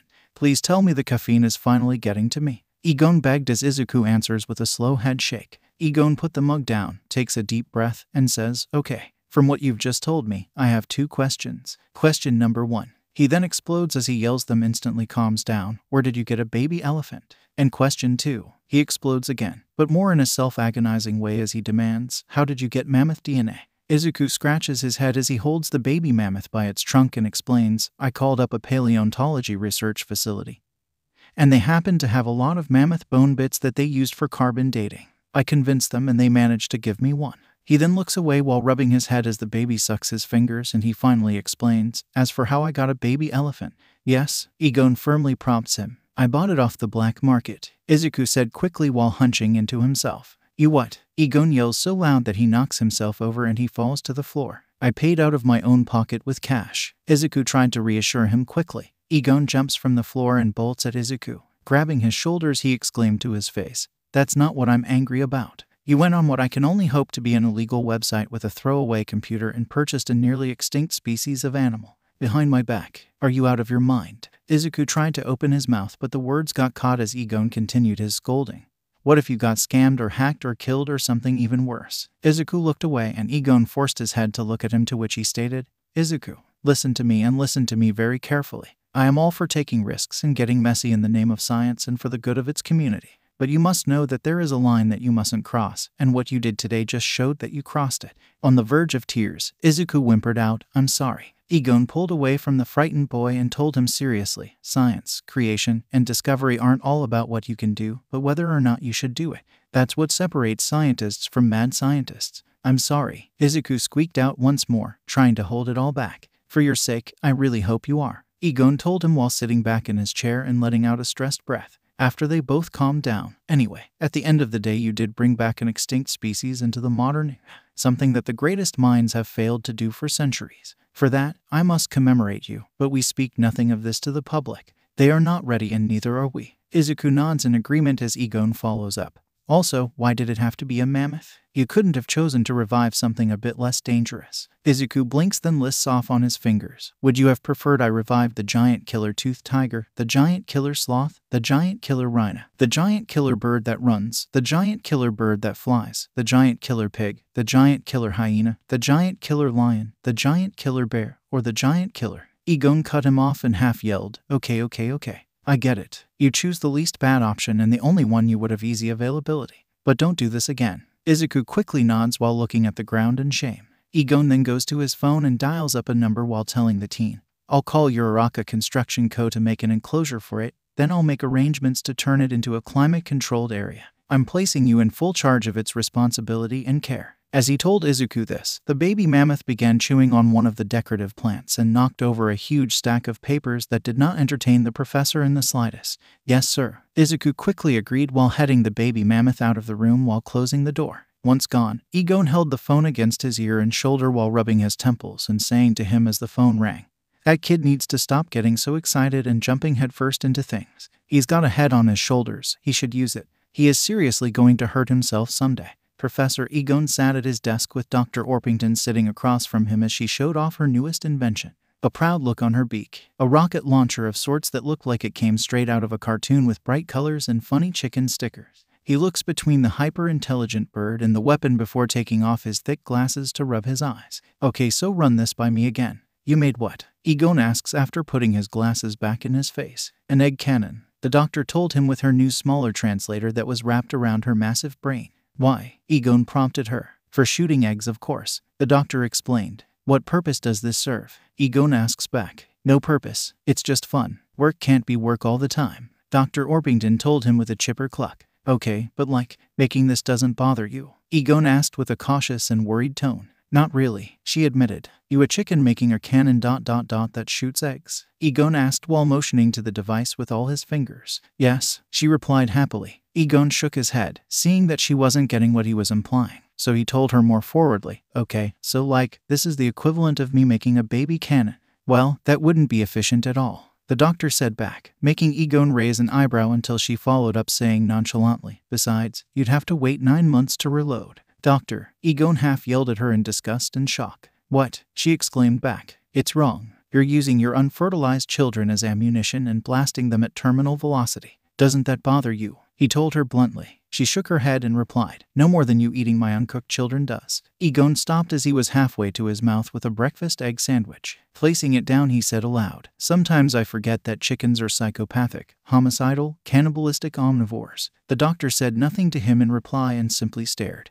making the professor relent and say, Fine, I'll allow it, but no fertilized one." "Got it. Understood," she agreed while hopping on a strange machine. It looked like a waiter's cart, but heavily modified in metal. It had a steering mechanism for the doctor to drive around using her feet and had 2 robotic arms that she could control with a touchpad using her beak. The 2 robotic arms grabbed the egg cannon and placed it on the cart before she maneuvered the machine out of the room. Just before leaving, she nearly bumped into Izuku as he walked in and cordially greeted, "Dr. Izuku." "Dr. Orpington." Izuku greeted her back before the two went on their ways. Standing in the doorway and knocking on the frame, Izuku asked, "Professor, are you busy?" No, come in, Izuku." Egon waved the boy in, motioning to a seat. Once he sat down, Egon laced his fingers and asked, "So what horrors have you birthed today?" Izuku was shocked by the allegation and tried to argue, "I didn't." Only for Egon to chuckle and tell him, "I'm just messing with you. But, before you tell me what it is, I have some questions." Izuku sat quietly as Egon took a breath and listed off, "Is it dangerous, alive, sentient, or potentially world-ending?"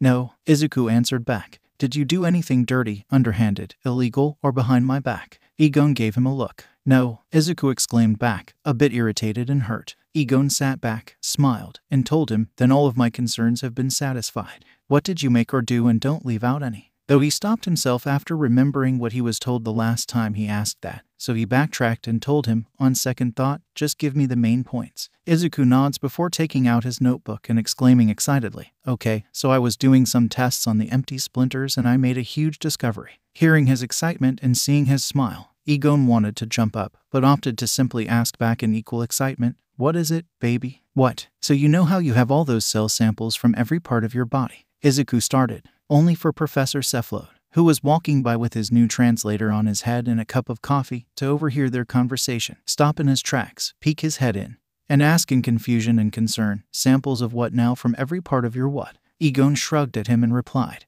"Why bother spending money on muscle, skin, and brain stem cells when you get them directly from a self-made source? I wondered why you were covered in so many injuries and scars." The professor commented back suspiciously while narrowing his eyes and taking a sip. Izuku then interjected in their conversion and continued, "Anyhow, I put them all into a vial with a splinter and you'll never believe what happened." Egon sat there waiting for an answer and finally exclaimed, "Well, don't leave me in suspense. Tell me." "It made a copy of your quirk," Izuku finally admitted, only for Egon to fall right out of his chair. "Oh my god." Professor Egon went into cardiac arrest again. Izuku yelled in fear. "Again," yelled Dr. Orpington from down the hall. "I'll get the defibrillator," Professor Cephalode offered while rolling his eyes. "I'm okay. I just fell off my seat." Egon shot up an arm from behind his desk to calm their worries. Once he stood back up and breathed, he stated in disbelief, "I don't even know what to say." "Are you sure?" Izuku produced a splinter from his coat pocket and held it up from the sea. Looking at the splinter, it didn't have the same glowing white effect that a normal one does. More of a prism-bending light shines on it. A fact Egon observed aloud, a different glow. Then without warning, Izuku gripped the crystal and from his opposite hand, Izuku produced the same kind of crystal that Egon makes to create the splinters. In shock, Egon says nothing except stare until he finally babbles out, "Wait a second. That's my quirk." He then looks at the splinter and asks Izuku, "Is this from?" Izuku nodded before he could finish and Egon went to sit back in his chair. After polishing the rest of his coffee off, he pushed back his hair and asked after absorbing that all in, "What was different from the blood and medicine splinters? I even used some of my blood for the AB Plus splinter and it didn't show any signs of my quirk. DNA, pure DNA, right here." Izuku told him with an excited smile as he pulled out a vial that had a mixed red and blue color in it with bits of white. It took Egon a few minutes to digest what he just told him as he took the vial and looked it over like a child looking through a kaleidoscope.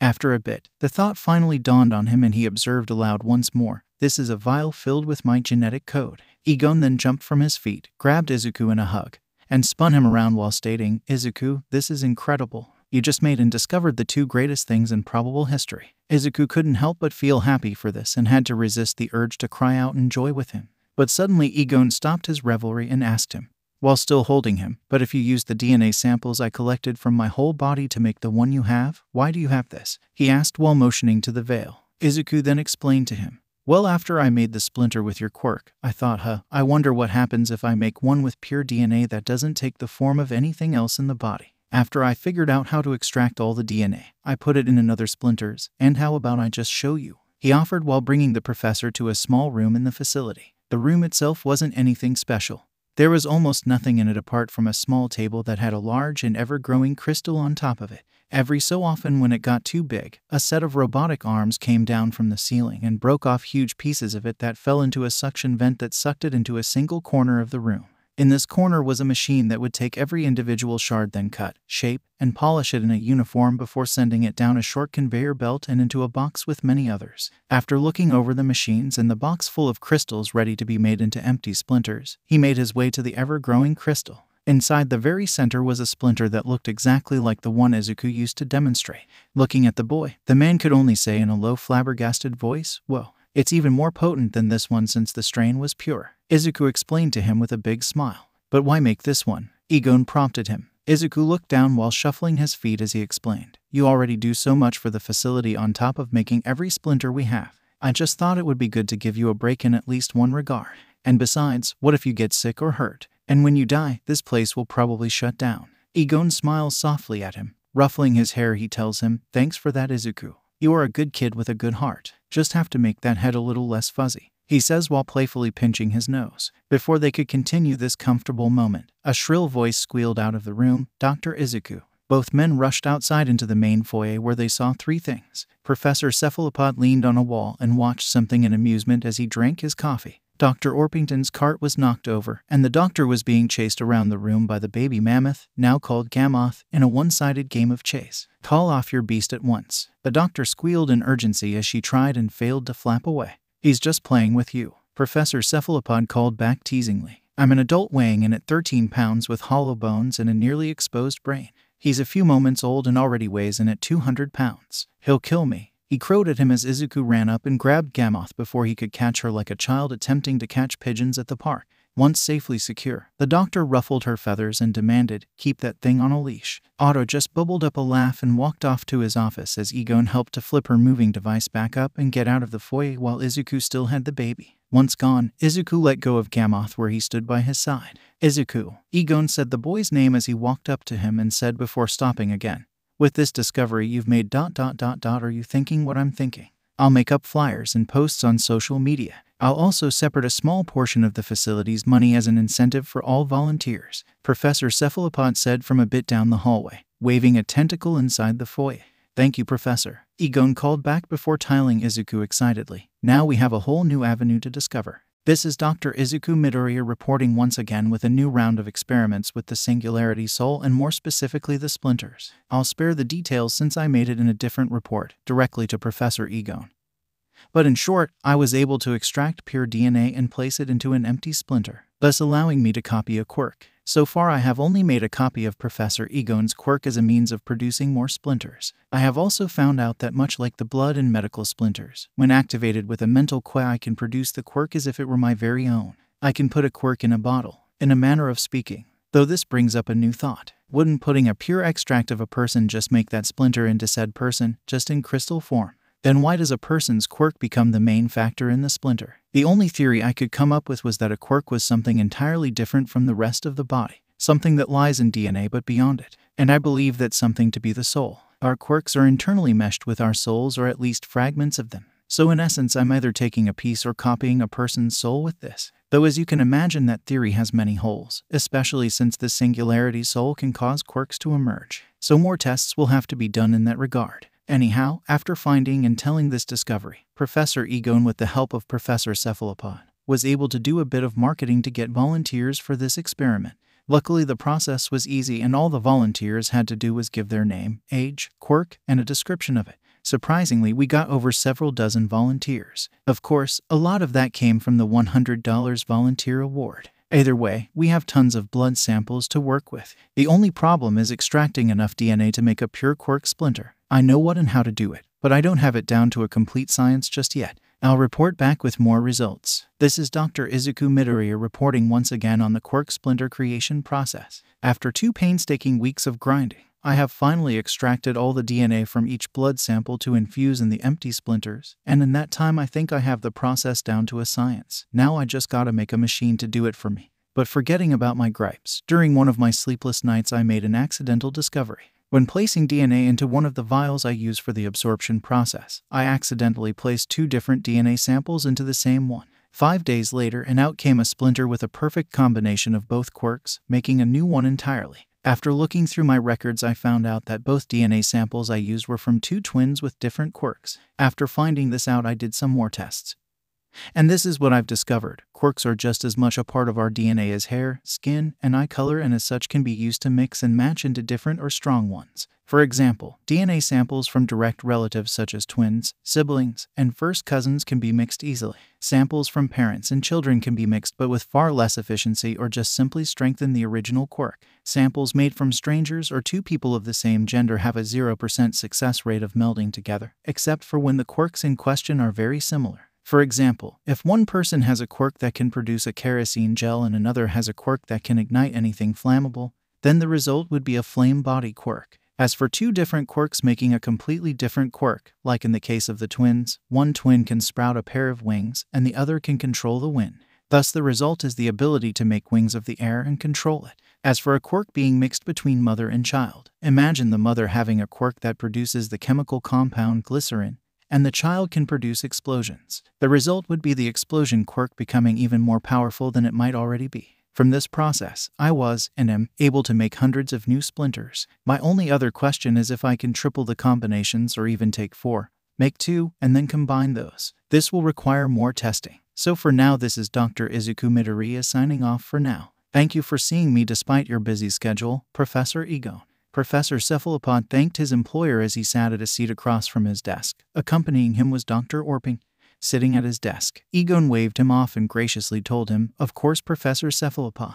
Now what was it you wanted to show me?" Accompanying him was Izuku, who was asked by the octopus to join in the reveal, and Pete, who was eating out of a food bowl by the edge of his office desk. Otto stood in his seat and started to explain. "As I'm sure you're very aware, the one thing this facility lacks is security. Now don't get me wrong, cameras, locks, silent alarms, and bulletproof glass are all well and good. But with what we're doing, we need to be creative on how to hide and protect our assets. Catch them with their pants down, if you get my meaning," he told him while pacing back and forth while talking like a drill sergeant. Getting tired of the theatrics already, Egon sighs and prompts him firmly, "Yes, just tell me what you've made." The professor hops off his seat and skittles over to an object covered in a sheet that he had brought in.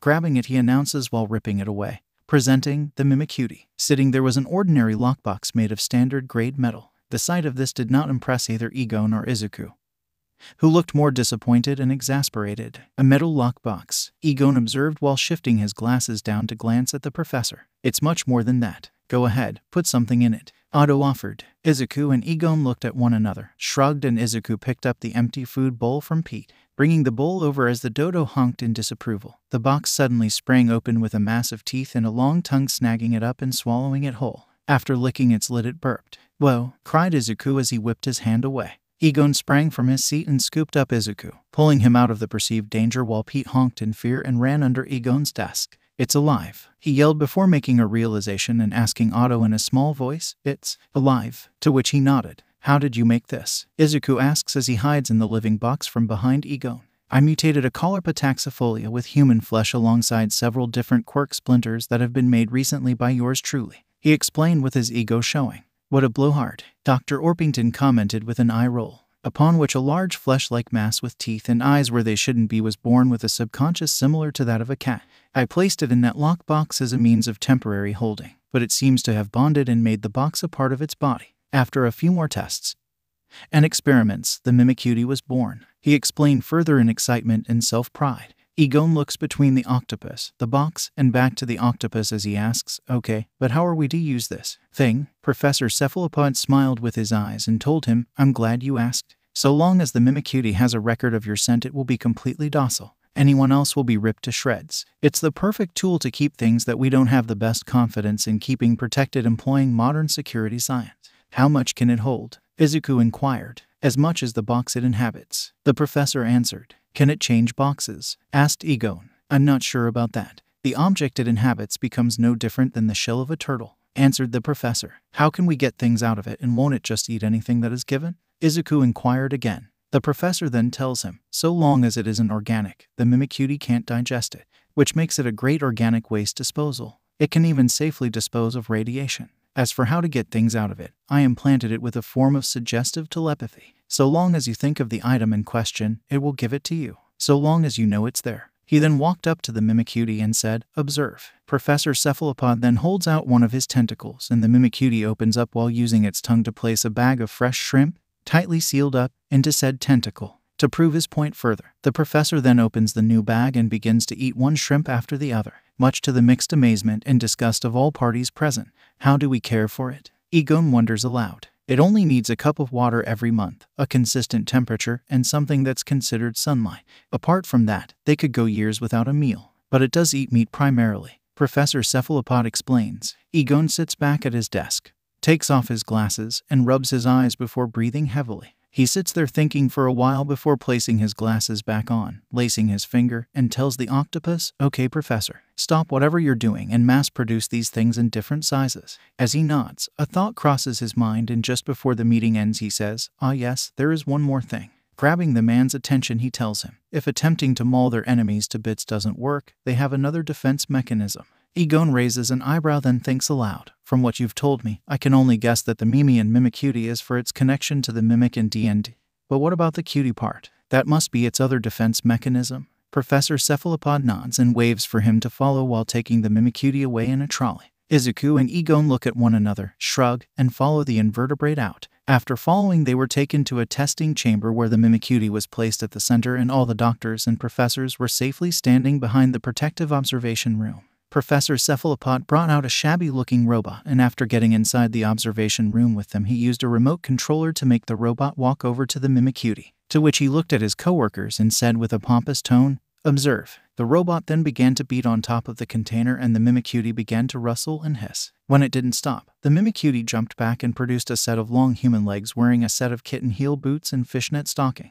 Professor Cephalopod smiles with his eyes and asks, "Impressive?" "No." Egon and Izuku just stood there with their mouths open in shock, while Dr. Orpington just glared at her companion with narrowed eyes. After the initial shock washed over, Egon proclaimed, "Impressive. That's 2 major awards in a box. How in the world is that supposed to be a defense mechanism?" "Just watch," Otto assured him. Just then the Mimicutie ran up to the robot like a drunk person and turned to its side. From there it brought up its leg and began to produce a flurry of rapid kicks so fast that its legs couldn't be seen, and the robot didn't get blasted away during the entire exchange until the last one was he flew to the other end of the testing room.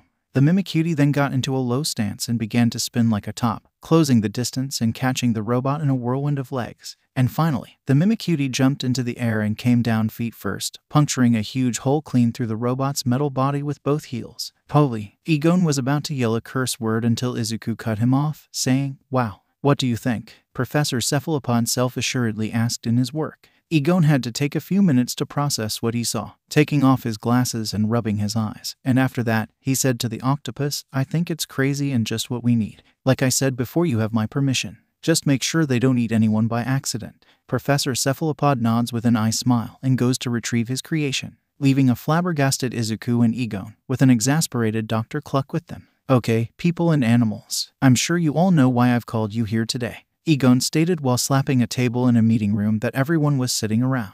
"It's your birthday," Izuku guessed. "No," Egon replied. "It's Christmas," Otto guessed. "No," Egon replied more firmly. "It's the anniversary of your vasectomy," Cluck asked in a teasing tone. "Are you serious?" Egon irritatedly asked. "You called us here to tone down the crazy things we're making and doing to get the desired results," Izuku guessed while fiddling with his fingers, making everyone tense up. "No, but that is a good point. So long as you guys aren't doing anything illegal or immoral, it won't turn into an end-of-the-world scenario.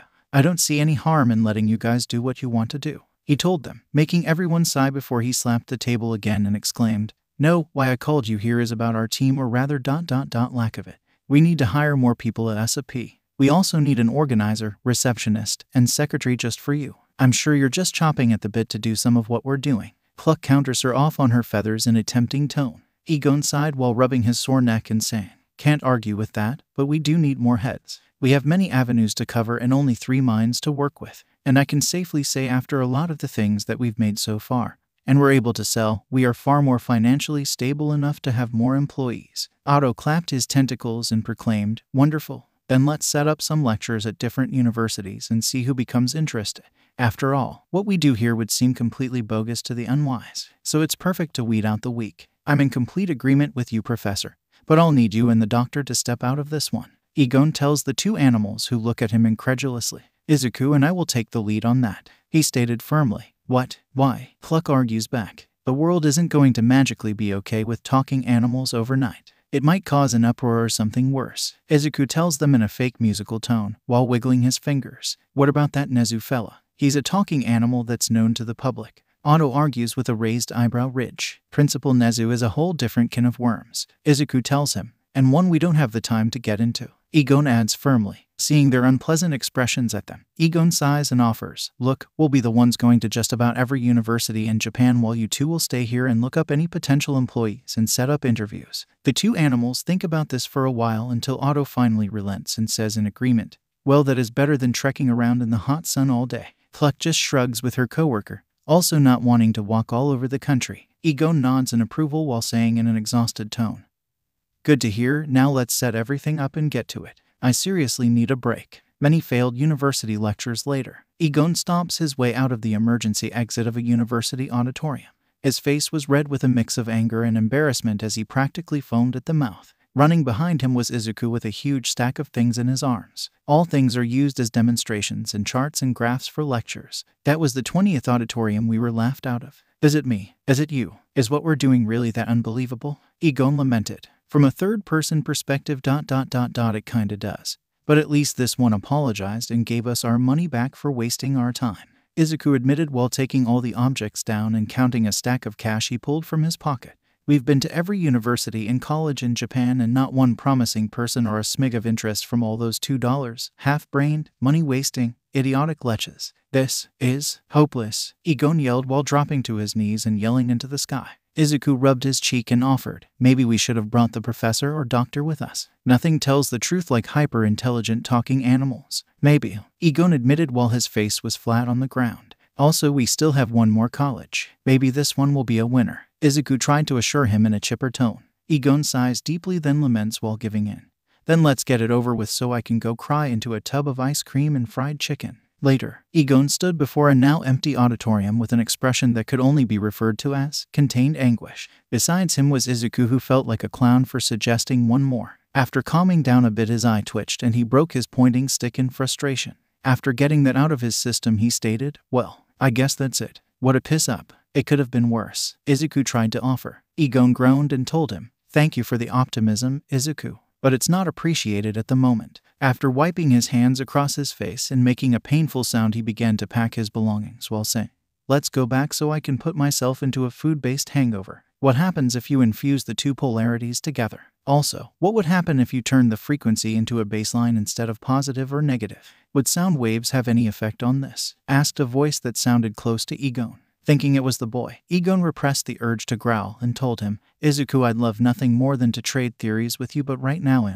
that wasn't me. Izuku cut him off swiftly. Egon shit up after hearing this and looked into the empty auditorium one last time. He looked closely, narrowing his eyes and putting a hand over them to see better. After scanning the area, he finally came up on one single person left sitting in the now empty hall. Professor Egon, did you hear me? The person asked aloud. Going over to his assistant, Egon mouthed to him, I think we found a winner. After this, Egon and Izuku invited the only person left to an impromptu interview outside the college's building.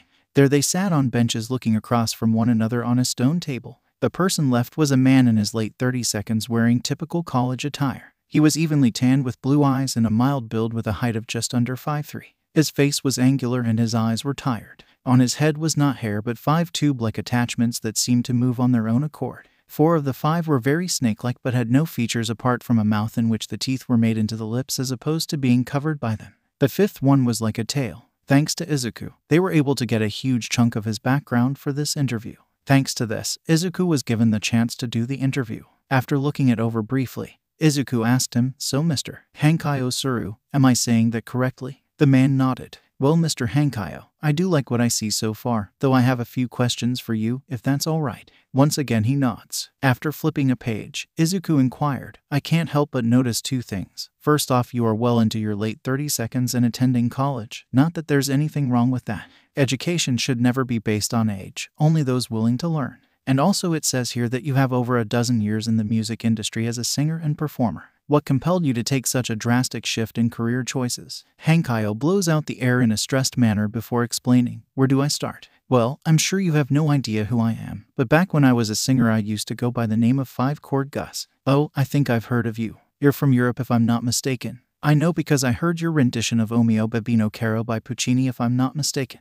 Egon cuts in with recognition. That's me. I used to sing a lot of songs back in my day. Hankayo confirmed as he continued. As for why I choose to pursue a different career choice, especially at this stage of my life, well, I'm sure you know, but I'll tell you everything anyway. I want to be completely transparent with you since you're considering hiring me. The two of them look at one another, nod, and Izuku prompts him to continue. After a bit of internal conflict, Hankayo admits, ever since I was young, my quirk 5 living chords gave me full control, range, and frequency of my vocals. I was a natural prodigy at singing.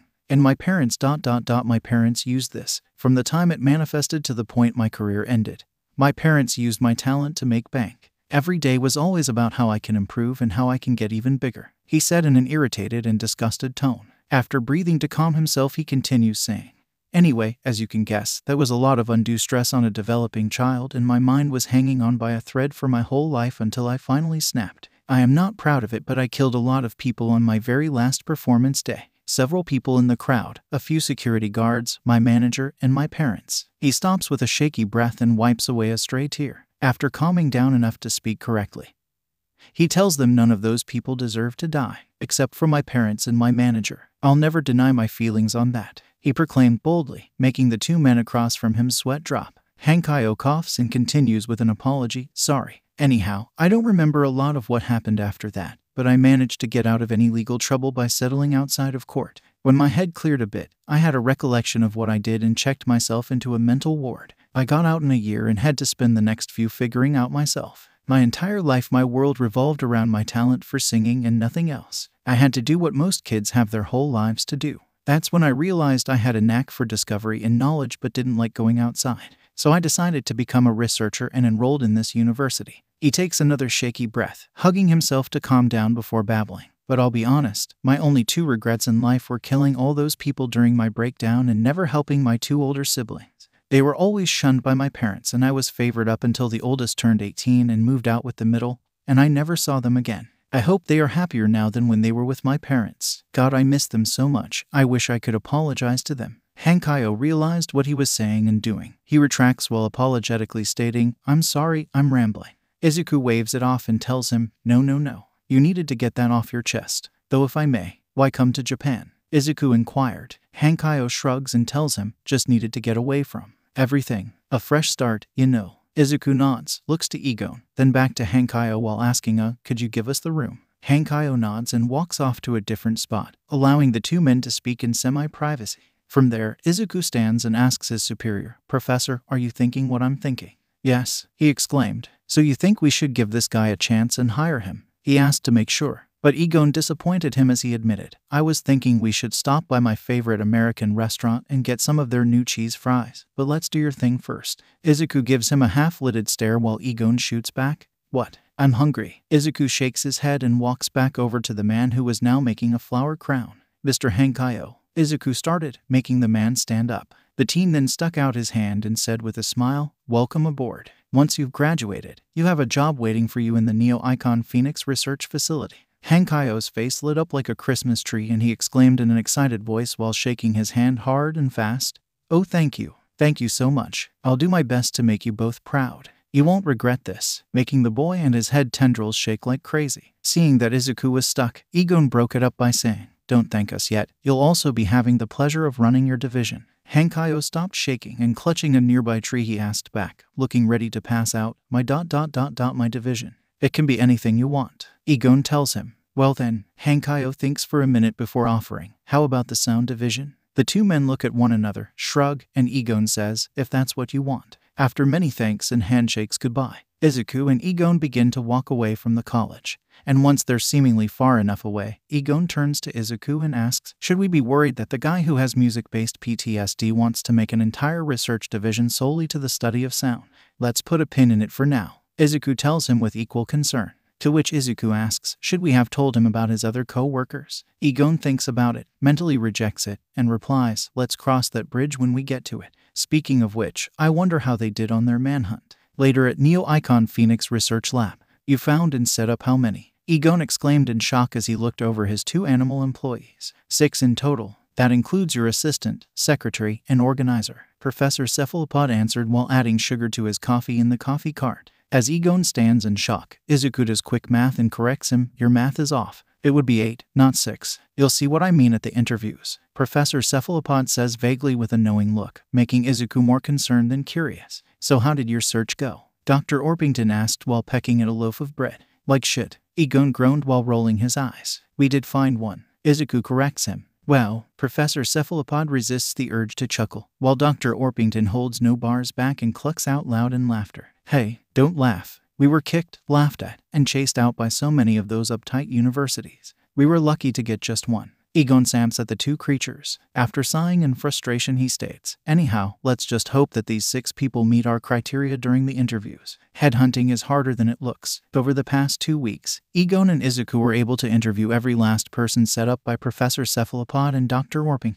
Each person came on a different day, and the interviewer changed from Izuku or Egon when one of them wasn't busy. Rarely was it to have both, and like before, Egon told Cephalopod and Orpington to take a back seat on this one, much to their dismay. The very first person they interviewed was an older Japanese woman with short black hair, a muscular yet chunky body, and a blue eye with one covered in an eye patch. Today's interviewer was Izuku, who skimmed through her background and her resume. So Ms. Kapeashi-cho, it says you're 40 years old, he asked as the woman nodded. I don't want you to get the wrong idea. I'm not judging you because of your age. Just curious why you would be looking for a new job, Izuku assured her, already thinking about the worst-case scenario with his question. She thought for a minute, then explained, well, I felt like I needed a change of pace, and retired life just wasn't cutting it for me. It's more something to keep me busy. As I am sure you saw, I have several degrees in manufacturing, construction, and research. Izuku confirmed with a nod and glancing at her resume said, I did. So what exactly did you do for work before this? I was a decorated war veteran, Purple Heart. She told him nonchalantly. War veteran, Izuku exclaimed while nearly falling out of his seat. Cho then took out a few items from her bag and placed them in front of him. The first was a picture of her in full uniform and covered in medals. The next was a Purple Heart certificate. Izuku had to blink several times to ensure he saw this correctly. In a small voice, he said, oh my goodness, due to my aid in the Battle of Crisscrossing by hot wiring the enemy tank and using it against them. That's where I lost my eye. I was able to bring the battle machine back, take it apart, see how it was made, and draw up schematics for us to use. She spun her short tail with a nostalgic tone. That's incredible, Izuku exclaimed while pushing his hair back. He then stood up and saluted her while stating, well, ma'am, allow me to say thank you for your services and you're hired. Cho stood up with a smile and saluted him back. A few days later, Egon was the one to interview the next person who came. A tall, scruffy, and scrappy man with pink hair and golden eyes, covered in grease and oil with many tears in his clothing. In short, he did not look ready for an interview. His smile was big and proud, his excitement palpable, his eyes alert or eye, since he only had one, and the other with a small portion of his face was covered up in a mechanical replacement. Wary of him already, Egon looked through both his background check and resume. After a bit of thought, he broached the topic, asking, Mr. Shishi Hatsum, it says here you had some problematic behavior with your other workplace. Care to explain your side of the story? He smiled while proudly pointing a thumb at himself and explaining, ah yes, you see, I don't mean to toot my own horn, but I consider myself somewhat of an out-of-the-box genius. Go on, Egon prompted him. So I like to do things and test things that others don't or won't do. So that got me into a lot of trouble. It continues. I see, Egon confirms. He then sighs while shrugging and saying, so they fired me. But whatever I did, I got results even if they did explode 3 or 10 times. That's also how I replaced one of my eyes. Egon replied while narrowing his eyes. If you are still not convinced, allow me to show you one of my inventions. He offered while taking something from inside his overalls and placing it on the table while exclaiming, ta-da. Egon narrows his eyes as he observes aloud, a toy sci-fi gun. In front of him was what looked like a plastic ray gun with paint and stickers to make it appear appealing to children. Hatsum giggles and tells him, that's just to make it appear less threatening. Allow me to demonstrate. He then pointed the toy at a small potted plant and shot. A beam came out, grabbed the plant, and pulled it right to his hand. The only thing Egon could say was, wow, it's a tractor beam, Hatsum said in a sing-song tone before things went wrong. As soon as the plant went to him, several other random things started to shift before flying at him and attaching to his body alongside Egon, who was pulled right out of his seat. From there, he was pressed front to front with Hatsum, nose to nose in a very awkward position. The two of them looked at one another for a long while before saying with a coy tone, oh sir, I didn't know you cared. Turn. It's off. Egon growled at him. He flicked the off switch and all the attracted items including Egon finally fell or broke away. Egon grunts at him and Hatsum chuckles nervously while saying, It might still have a few bugs. After straightening out his lab coat and fixing his glasses, he tells the man, if we hire you then you'll have to be monitored, not have any interactions with others while working, and be placed in a highly secure room so you don't cause too much destruction. Sounds perfect to me, Hatsum answered in zeal. After brushing himself off, Egon extends his hand and says, well, welcome aboard, Mr. Hatsum. Please don't make me regret this decision. He told him in a flat tone as Hatsum was shaking his hand excitedly. A week after that, the next newcomer came and was interviewed by Izuku. Once again with a background check and resume on hand, he looked over everything she had and he liked what he saw so far. The interviewee was a young woman in her mid-20s with long straight blonde hair, green eyes, a mix of yellow and pink accessories, and glasses, and appeared to be mixed Japanese and Spanish. She seemed to be very excitable and always had a bright smile on her face the whole time. Before Izuku could say anything, the woman spoke out and told him in an elated tone, first of all, I'd just like to thank you for giving me this opportunity, sir. Thank you for coming out here, Ms. Eiko Miyazaki. Izuku replied while making sure to pronounce her name correctly. She giggles and waves her hand while offering, oh please, call me Honey Lemon. All my friends do. Well, Honey Lemon, I like what I see so far. You have many degrees and credentials to go with it. Izuku complimented her as he looked over her resume. Thank you, I worked very hard to get them. Honey Lemon said back with a proud smile. I'd just like to ask, Izuku began before she suddenly cut in again. Oh, and if you're unsure about my abilities, I bought something with me to show you. Do you have anything made of metal? She asked while digging through her enormous shoulder bag.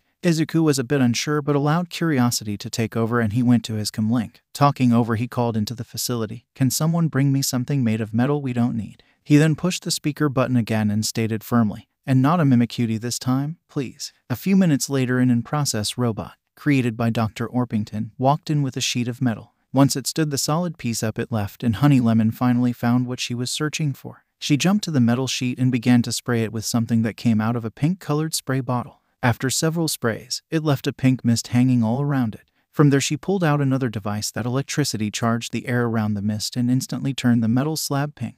Ta-da, Honey Lemon proclaimed. So ...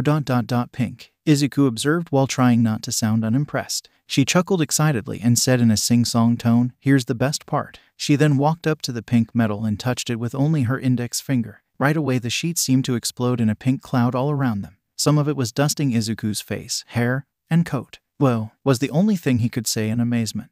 I know, right? Chemical metal embrittlement, Honey Lemon exclaimed in zeal as she took over her pink-colored glasses and tried to brush off her pink outfit. Izuku quickly dusts himself off and sticking out his hand, he tells her, well, Honey Lemon, you're hired. Honey Lemon squealed in delight and began to rapidly shake Izuku's hand while half yelling, oh, thank you, thank you, thank you, thank you, thank you, thank you. Though she quickly realized how hard and rough she was shaking him and stopped while apologetically saying, oh, I'm sorry. The next day, Egon took up the next interview and was met with a man whose features were hard to pin down since several parts of him kept changing to different animals. The only constant thing was his green eyes and brown hair. Looking at his record and resume, Egon inquired, Mr. Anima Genis, it says on your resume that you were a zoologist. Why come to work here? Genis looked like he was resisting the urge to roll his eyes as he explained. My previous work had me only studying animals and their environments, behavior, and nothing else. I wanted to try and find a new way to help animals with adjusting to new environments and bolster the population, not dig through rhino dung to study their diet. I thought about changing my career choices for that, and here I am. I can understand your frustration. Egon sympathizes with the man before looking and thinking things over before saying, well, consider yourself hired. 2 days after that, both Izuku and Egon were able to collaborate on the next interview. With the information in hand, the two men say across from their next potential employee. It was a short, stout woman of African descent. Her skin was colored like soil and freckles decorate her cheeks, and her hair was a giant blush that was shaped like an afro. Egon was the first to start by saying, Mrs. Pamela Hollyhock, I'm a bit concerned with what I've found out about you. She raised an eyebrow as he continued and asked her, you created a literal monster Venus flytrap and it ate 3 people. Care to explain that? She huffed at that, then answered, well, honey, back when I worked at the Tokyo Botanical Research Facility, I had told my coworkers to not come into one of the greenhouses for a while as I was working on a special self-made assignment. Took it up with the whole chain of commands and they okayed it. But a couple of yahoos tried to sneak in to steal it to take credit. And you can guess what happened after. So I had to take the blame and got canned. Izuku whistles in shock and amazement and says, "Woof, what a deal breaker. I hate it when companies do nothing to protect their employees from the prospect of saving face." Hollyhock nods in reply. Izuku then goes off track and says, "I can't say that those people deserved it, but if you get killed by a stationary plant, then at that point it's natural selection." He looks at Egon and he shrugs nonchalantly. Hollyhock hums and agrees. "I hear you, honey. I do have one more concern to bring up. Your hair. Nothing wrong with it. It's just ... Well, I'm sure I don't have to tell you that a work environment like this has many dangers, including machinery and chemicals. I wouldn't want you to get hurt." Egon attempted to tell her as nicely as he could. She smiles and with waves assures him, "Not to worry, sweetie. I can control all plant life." With a twitch of her head and her afro sinks and morphs into long braid-like veins. She then wiggles her index finger and the potted plant on Egon's desk grows so large and fast that it breaks its pot and sprouts cut white flowers. The two men watch this in awe before looking at one another in amazement. Then back to her where Egon proclaimed, "Wow, well, you're hired." On the last day of the 2 weeks, Egon took hold of the last interview and was very confused going in. It was an interview for one, but there were 3 different jobs. Was one person trying to do 3 jobs? It made no sense, and Professor Cephalopod, who set it up, was no help in explaining it, just being vague with a knowing and entertained glance. When he got to his office, he was even more confused when he was beset by 3 identical people, all females in their 30s, tall, thin, blue eyes, and black hair, all wearing the same clothes, and in fact, they all looked exactly like one another apart from the style of their hair. The one on the right had long hair in curls at the ends. The one in the middle had medium hair and ringlets. The one on the left had short hair that was side-swept. All 3 girls, upon seeing Egon, all got up and bowed deeply to him while saying in scary unison, "Greetings, sir." Egon was taken aback and didn't know how to reply to this, which gave the girls more than enough time to introduce themselves. "I'm Morgan," said the girl with long hair. "I'm Megan," said the girl with medium hair. "And I'm Millicent," said the girl with short hair. Egon took note of how all their voices sounded the same, and after adjusting himself to the uncomfortableness, he greeted back while asking,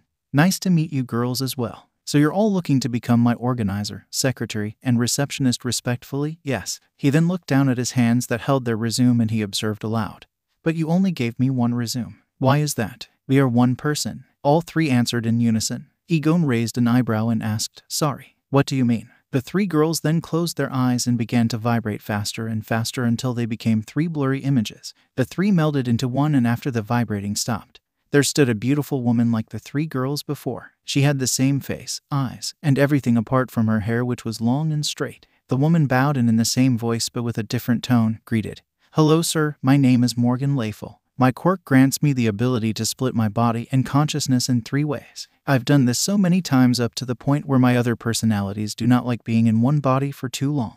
Egon blinks a few times and replies, "This makes a lot more sense." After adjusting himself, he tells the woman, "While I understand the fact you are 3 people with 1 body, by law, I can only pay you 1 salary." "That was to be expected." Morgan agreed with a nod. Egon looked over her resume and after a bit of thought he said, "Well, I like what I see in your resume. So you're hired." Egon looked up from the paper only to see the 3 girls again as they spoke in unison, "Thank you very much, sir." Egon had to repress the urge to freak out, and instead forcefully blew out air to stay calm as he muttered, "That's gonna need some getting used to." After the 2 weeks had ended, Egon called for all the interviewees to attend a meeting at the facility a few days later on their first official day of work. Everyone had gathered in the front entry loft where talk was abuzz in the area as everyone got to know one another. Though the talking quickly subsided when Egon and Izuku walked into the room. Everyone please gather around," Egon called as everyone present formed a circle around the 2 men. Egon cleared his throat and announced, "As the owner and operator of the Teostra Research Laboratory, I would just like to be the first to say welcome and congratulations. It is a pleasure to have each one of you here working with us." Everyone clapped in response with some jumping for joy, whistling, or laughing. Egon put up his hand and once quite again he said, "I expect to see great things and greater achievements from all of you. I hope you can make me proud." "Yes, sir," everyone announced in unison. Egon clapped his hands and stated, "Great to hear. Now if any of you have questions or concerns regarding anything, please bring it up with me or the Vice President, Dr. Midori." He motions to the small boy beside him who looked like a frightened dog that just got yelled at for pooping inside the house. No hands went up, much to Izuku's relief. Public speaking was never a skill for him. That is until Hollyhock raised her hand. Izuku gulped and steadied himself as he called out, "Yes. How exactly did you 2 run this place? It's huge and has been in operation for weeks. How'd you do it?" she asked the 2 men. The 2 of them looked at one another before smiling as Egon answered, I'm glad you asked because I was thinking of a way to tell you all that. Before all of you, we had 2 others helping us. They'll be your senior coworkers, and I warned you they are a bit strange." All the people looked at him confused or like he was crazy, making Egon's sweat drop at seeing them not understand. Izuku tugged on his sleeve and offered, "Maybe it would be better if we just showed them." Izuku then went over to the front desk phone and pushed the facility speaker button. He called, "Professor Cephalopod and Dr. Orpington, please come to the main foyer." After putting the phone down, they were all struck with the sound of something very fast speed down the hallway and towards their direction. After finding the source, they all stepped away from the hallway as they heard 2 voices yelling at each other, both getting closer and closer with each word. "Slow down, you pompous poultry," Professor Cephalopod screamed in fright. "I can't. Your slimy fish bowl fried my controls." Dr. Orpington screamed back at him as she attempted to gain control over her cart. "We're gonna crash," the professor yelled as one of the foyer walls zoomed into view. "I'm gonna die," crowed the doctor in terror. Suddenly, the mechanical cart crashed into the wall at top speed with bits of parts, metal, glass, and water flying all over the place as everyone jumped out of the way, covered themselves up, or watched in a mixture of awe and horror. The last thing of all to happen in the chaos was a single wheel that rolled out from the wreckage and spun around to stop on the floor in front of them. "What was that?" the Morgana triplets asked in unison. "Your coworkers." Egon drowned. The 2 animals managed to pull themselves out from the wreckage and stubble into view.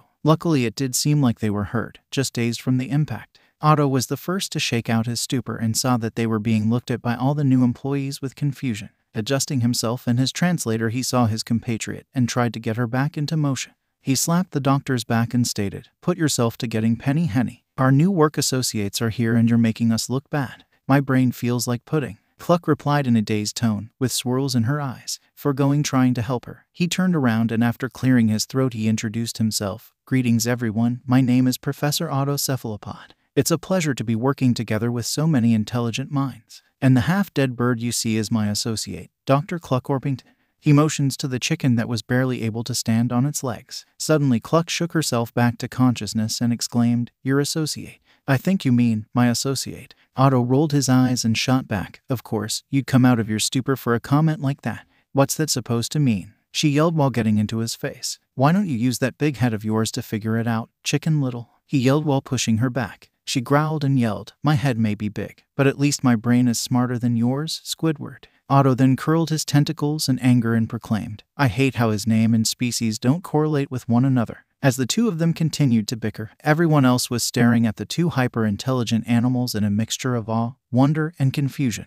making Egon slap his face while Izuku smiled and laughed awkwardly. "Talking animals," Hankayo observes aloud. "Cool, Honey Lemon, Hatsum, and Genis speak in unison. I hope you boys didn't make any talking plants," Hollyhock asks suspiciously. "Not yet," Egon tells her with a sigh, knowing the inevitable. "You could be the first," Izuku jokingly offered. Sho shakes her head and states, "Welp, I've officially seen it all." Hankayo places a hand on her shoulder and tells her, "I get the feeling you're saying that too soon." As he told her this, Pete walked into the room, attracted to all the commotion, and began to peck mindlessly at the destroyed machine. Sho went to open her mouth, but Hankayo tightened his grip, making her look at him, where he just solemnly shook his head. Sho understood and just dropped it, allowing everything to play out as it was in chaos. Egon looked over a large sheet of schematics on his much cleaner desk. It was a map of the whole facility with a detailed outline of all security measures on the premises. Hidden turrets, traps, sensors, Tesla gates, and much more were outlined in the promise of max security. After looking it over for quite a while, he fixed his glasses to look up at the happily excited smiling face of Dr. Cho.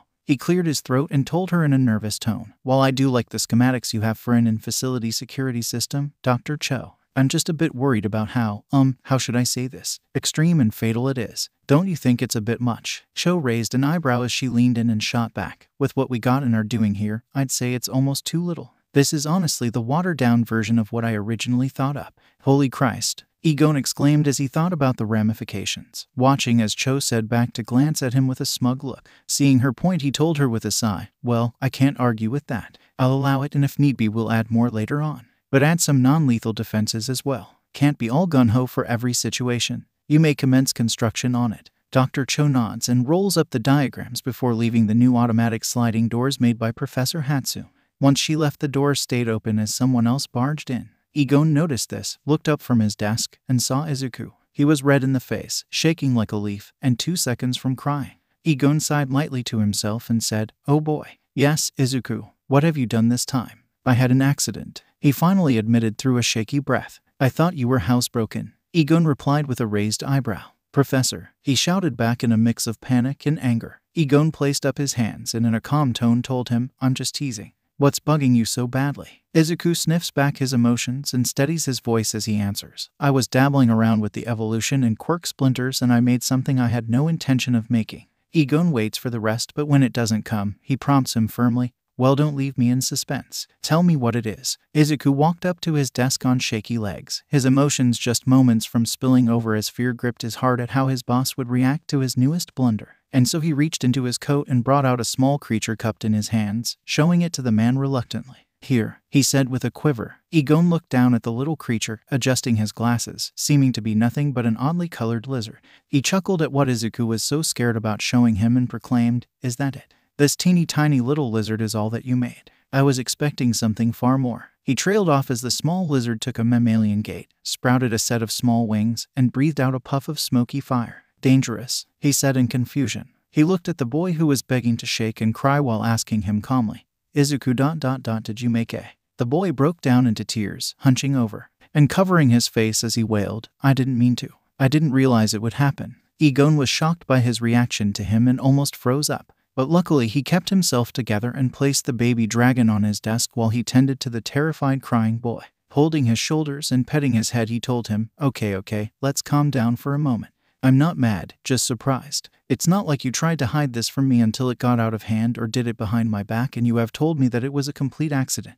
Just give me the rundown of what happened. Why you're not mad. Izuku looked up with red eyes and a runny nose. Just surprised, that's all, Egon assures him. Izuku sniffles and gets help cleaning up his face from Egon as he explains. Well, after testing and gaining the results of the quirk and evolution splinters, I thought about what would happen if both were used on the same creature. No plant I used would work, so I used an animal instead. And to minimize any damage, I used a small creature that was a baby. He let Izuku breathe and collect himself a bit before he continued. But after 5 minutes, he gently prompted him, Go on. So I used the fertilized egg case of a gecko. And when it hatched, this came out. And I came to you as soon as I did. He finally finished off. Egon sat back on his butt on the floor and breathed a sigh of relief, which was close enough for the baby dragon to climb onto his head, down his face, over his body, and across his lap before climbing into Izuku. The little lizard crawled up to his neck and cuddled into it. Observing the animal, Egon noticed how different it was from most reptiles at a second glance. Apart from the wings and mammalian gait, it had distinct claws on all 4 of its limbs, a head it held upright, 2 stubs of horns, eyes large enough to be seen from both the side and front, colored a blood orange to red,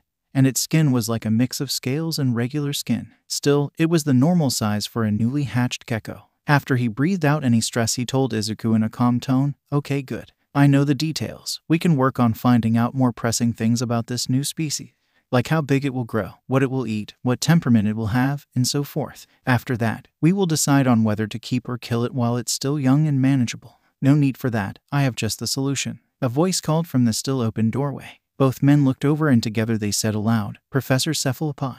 What do you mean by that? Izuku asks him. Me and Professor Genis were collaborating. He stared off. That's not good, Egon muttered under his breath. And made this, he finishes while placing a strange splinter at their feet that seemed to change the brightness of itself while changing to many psychedelic colors. Egon held up the strange pulsating splinter and asked, And this splinter does in days what thousands of years of selective breeding does. The professor explained vaguely. Huh, both said at once. The professor rolls his eyes and explains further. Keep it near any wild thing and it will become as domestic as a dog in just a few days. Well, at least this solves that specific dilemma of this thing turning on us and into a meal, Izuku stated while admitting the splinter's strange colors. As the 2 men were looking at the psychedelic splinter, Otto tried to make his escape, only for Egon to catch wind of something and shout, Hold it right there, calamari boy. Before he could scramble, Egon grabbed the octopus under his eyes and brought him face to face where he stated, What else? What do you mean? Otto asked back innocently. Egon squeezed him tighter and exclaimed, Don't what do I mean me? My IQ may not be half as high as yours, but I wasn't born yesterday. What else did you and Professor Genis make while collaborating? Giving a nervous laugh and rubbing the back of his head, he admitted, Yes, about that. I was going to come to you about something else. What? Egon growled while squeezing him again. After a moment of contemplation, Cephalopod tells him, You're gonna have to change Gamot's feeding regimen. Why? To what? Izuku was the one to inquire, being the main caretaker. An adult amount, Cephalopod tells him while trying to look away and sweating. Izuku looks at him weirdly and Egon adjusts his grip so the two could speak face to face as Izuku asks further, she's a baby. She won't be an adult for another decade or so. About that, Cephalopod laughs nervously. Egon squeezed him again and snarled, about what? After tapping his tentacles he tried to say, well. Before he could answer fully, a loud sound, like a trumpet being amplified through a jet engine, sounded through the now closed door. Both men looked at one another when the sound stopped and ran out the automatic door, Cephalopod still in Egon's hand. As they ran, the loud sound rang out once more and they were able to follow it right to the front entry foyer where they saw something that made their jaws drop. Standing in front of them and eating the decorative plants, while Dr. Genis tried to get a hold of it, was a fully grown woolly mammoth. Meanwhile, Megan, who was manning the desk, looked unfazed at the enormous prehistoric creature eating everything around her. After letting the shock and the amazement pass them, Egon asked rhetorically, Professor Cephalopod, why is our baby mammoth calf now a full-grown adult mammoth cow? Me and Professor Genis have made several different splinters for population surging, one of which causes any organism to rapidly develop, the professor admitted, only to be squeezed again as he asked in a repressed angry tone. And you tried to hide this from me? Why? We needed to run more tests, Otto explained while sweating before he tried to save himself by offering, on the plus side, we made sure to spay her before doing so. Egon gave him a half-lidded look as Izuku informed him, you know that only works on boys, right? Making the professor turn pale. Egon looked ready to burst a gasket and even the now fully grown Gammoth could sense it and started to walk away. Izuku stepped back with the baby dragon hiding in his hair, and Genis started to hide behind the desk as Megan tried to make herself look busy. But no furry came and he calmed himself down with an irritated sigh as he stated calmly, Izuku, you are no longer solely responsible for the care of Gammoth. From now on Professors Cephalopod and Genis will help as well. Understood? Why yes sir. The octopus and man replied quickly in unison. After placing the octopus on the ground and fixing his hair and glasses, he turned back to the facility and said, come along Izuku, let's run some tests and diagnostics on a new fire-breathing friend. With that Izuku filled after him to a testing chamber to run tests on the new animal, leaving Cephalopod and Genis to try and round up Gammoth back into her enclosure. Truly the first of many strange days to come. One day at the Neo-Icon Phoenix Research Facility, the front entry phone rang for the first time in its entire time of opening. It only rang once before quickly being picked up. Hello and thank you for calling. This is the front desk of Neo-Icon Phoenix Research Facility. This is Megan speaking. How may I assist you today? She asked while flipping her hair out of the way for her ear. Some talking was heard from the other end and Megan replied, After a bit more talk, Megan said, one moment sir, I'll transfer you. She pressed a few buttons and told her other half what was happening and she answered, hello and thank you for calling. This is Millicent the head secretary. How may I assist you? She answers as the voice speaks and she replies, A bit more talk and Millicent says, one moment sir, I'll see if he's in his office. She put the person on hold and punched into Egon's office phone. After a few rings the receiver was picked up. Yes, Millicent. Egon answers, sir there's a man on the other line looking for you. Goes by the name of Nezu, claiming to be the principal of UA. She informed him. Struck with confusion as well as concern he quickly decides and tells her, punch him through. Hanging up on him she punches back Nezu on the other end and says, hello, sir. Nezu replies and she tells him, yes he's in the office and able to speak. I'll put you right through. Nezu says a few things and Millicent says, have a nice day sir. Millicent transfers him over to Egon. His phone rings and he picks it up while answering, hello, Professor Egon Cristallo. Nezu's voice says on the other end. Egon could tell he was the real deal from the many interviews he's heard his voice over TV. He breathes and answers, speaking, this is Nezu, principal of UA. I hope I'm not intruding on anything. He introduced him with an apologetic tone. Waving off the phone he replies, no, not at all. What can I do for you? There is a bit of silence and Nezu finally tells him with some hesitation in his tone, you see, I've heard quite a bit about you and your facilities. Egon raised an eyebrow as he leaned forward and asked, really? Man, we haven't even brought out the big stuff yet or gone public and we already have a whisper of a reputation. I hope it's good. Nezu nods silently on the other end and he answers, yes, all good things. The thing is I'm in a bit of a pickle. Go on, Egon prompted him, feeling his caution rise again. Nezu clears his throat and explains, here at UA, we have something called the Unforeseen Simulation Joint, or USJ for short. And I'm sure you remember that awful typhoon that swept by here recently. Egon blows out the air between his lips and complains, how could I not? That storm knocked down every tree we had just planted. I'm sorry to hear about your trees, but the USJ got the worst of it and requires massive repairs. Nezu continues, more than confused by this point. Egon gets straight to the point and states, I'm not sure I understand where you're getting at. In short, we use that place to teach our students rescue work. Unfortunately, we can't now. But I recently heard about your facility and had an idea. He told him as Egon raised an eyebrow in suspicion and intrigue. Would you be so kind as to allow our first years to practice in your facility? Nezu asked with as much sincerity as he could muster over the phone. This shocked the man, and with a flabbergasted tone he told him, though I love nothing more than helping the youth, I also must tell you we aren't half as big or prepared for handling the education of rescue work. I completely understand that, which is why I have something else in mind. A treasure hunt, if you will. Nezu explained, making Egon more curious as he continued. The students go around and collect clues on villain activities, find out what's what, and reach the goal. Like detective work. Egon becomes intrigued with the idea and says, that sounds far more realistic for us. And I was also hoping to turn it into a field trip for our students. Teach them about the wider world of science and everything it goes into their daily lives. I'm more than capable of realizing that our youth is so romanticized by heroes that they have no respect or idea about what goes on behind the scenes with the creation of suits and gear and such. Nezu explained and asked him. Egon thought it over for a moment before saying in agreement, that sounds like a great idea. Oh, but I'll need a list of students attending so I can make proper arrangements. Of course, please give me a moment and… There, it should have gone through. Nezu says as the sound of typing can be heard. Egon sees an email get sent over and he wonders how Nezu got it, let alone the number for his facility. That's something he'll have to find out later as he replies, I see it. Now let's see. He looks over the long list containing 40 students, 20 in total from 2 classes. As he looks over the list he sees a certain name that sticks out. After shaking his head and scrolling back up he exclaimed, oh, is something wrong?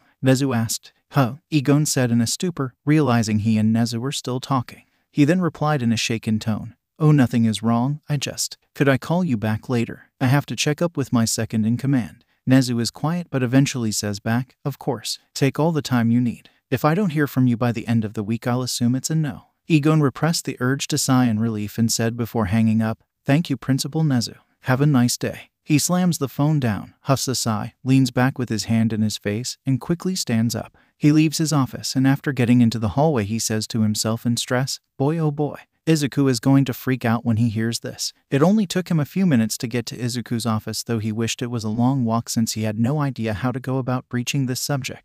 He was feeling more stressed than when he asked the most popular girl in school to dance and got rejected. He made it to the door, breathed deeply, pushed back his hair, and allowed the automatic to open as he knocked on the metal while poking his head in. Izuku, are you busy? He asked while looking around. There he saw Izuku sitting at his desk with the computer up and the video camera on with the mic already plugged in. He turned around and quickly replied, no, Professor, I'm not. I was about to give my addendum on what's been going on with the laboratory, Kamoth, all the new splinters and discoveries, and even a little Torchwick here. But that can wait. There's something I have to tell you, he told the boy while walking as he rubbed the back of his head. What is it? Izuku inquired, feeling curious and a bit worried. Egon breathed deeply with stress while pulling his fingers under his chin and told him, okay, you know what? I'm not gonna beat around the bush. I'll just tell you straight up. This makes Izuku more nervous as the man explained. So the principal of UA called just earlier asking to use the lab for some kind of hero exercise or something. I don't know. And he sent me a list of students' names to see how many would attend. And this name stood out most of all. Egon opened up his phone to the email that was sent to him and reluctantly handed it over to Izuku. Izuku was more than confused as he took the device and looked over the list of many different names. Names he didn't recognize in the slightest, except for Uraraka. That is until his eyes fell upon the name that Egon dreaded to show him. He had to double back to make sure, and when he did he freaked out. Kaken, Izuku screamed in shock. Yeah, Egon admitted uncomfortably while rubbing his head. Izuku's head dropped, his face overcast, his shoulders shook, and his hands trembled as tears threatened to spill out. But even so, he managed to say, I should have known. He's always been amazing at everything. Always. I didn't tell him yes or anything like that yet. I just told him to wait. Egon quickly assured him while waving his hands rapidly. He then took a breath, kneeled to his level, placed a hand on his shoulder, and offered, Izuku, if you are not comfortable with this, I can call him right now and tell him it's off. He won't mind. Izuku wipes away the tears and replies with a quiver in his tone, No, it's okay. Really, it'll be fine so long as we don't see each other. I'll just stay in my office the whole day. That won't be hard. Egon relented but told him, if you say so. But just to be safe, I'll have a guard at your door and have him be monitored. If anything happens, I'll stop him. Thank you. I appreciate it. Really, Izuku replied while looking away. Egon then wrapped him in a hug and squeezed him tightly. He told him, of course, anything for my favorite person in the whole world. Izuku hugged him back and Egon told him before leaving, I hope this goes well. Egon then got up, walked back through the door L, and left to make his return call to the principal, leaving Izuku behind in his office to turn back to the computer setup and give his addendum. Breathing deeply, he centered himself before turning on the record button and starting his report. This is Dr. Izuku Midoriya reporting once again to give an update on the goings-on here at the Neo Icon Phoenix Research Facility. Well, it's less of an experimental log and more of an update report. I haven't been able to do many experiments, and what I do have is in the planning stage. I did make one thing. I'll get to that later. Okay, I'm rambling now, so I'll just get straight into it. We have been able to hire several new employees here at the facility to help with other avenues of research, all of which are heads of their divisions. Theirs is Dr. Hankai Osuru, the head of the Sound Division, Professor Kapeash Cho, the head of the Defense and Armaments Division, Professor Shishi Hatsumel, the head of the Robotics and Machine Division, Dr. Pamela Hollyhock, the head of the Botanical Division, Professor Anima Genis, the head of the Creature Division, Professor Eiko Miyazaki, or as she likes to be called, Honey Lemon, is the head of the Chemical Division. And finally, the Morgana triplets aren't doctors or professors, but instead act as much needed help for Professor Egon. We have a lot of bases covered, and I'm glad for that. It's only been a week and much has been done already. For instance, Professor Hatsum has already decked out the entire facility with state-of-the-art devices such as automatic doors, finger and eye scanners, a speedier internet and network. He's even starting construction on a unit of different robots. They're there for things like defense, cleaning, tours, and so much more, mostly for the grunt work that would take up too much time. I even heard a rumor that Professor Cho was going to outfit the facility with military-grade defense weapons and other such things, which we will need in the long run. Dr. Hollyhock is having a field day in the greenhouses. She's made so much stuff I can recall it all at once. Honey Lemon is having a great time without any restrictions on materials and has made planes and lots of discoveries that she couldn't before. Unlike Hatsum, who had blown up a time or 10, she has things set in place and dots all her on to make sure nothing unexpected happens or at least attempts to mitigate the damage. The triplets have cut Professor Egon's work by 3/4, so I'm sure he'll finally be able to start work on experiment.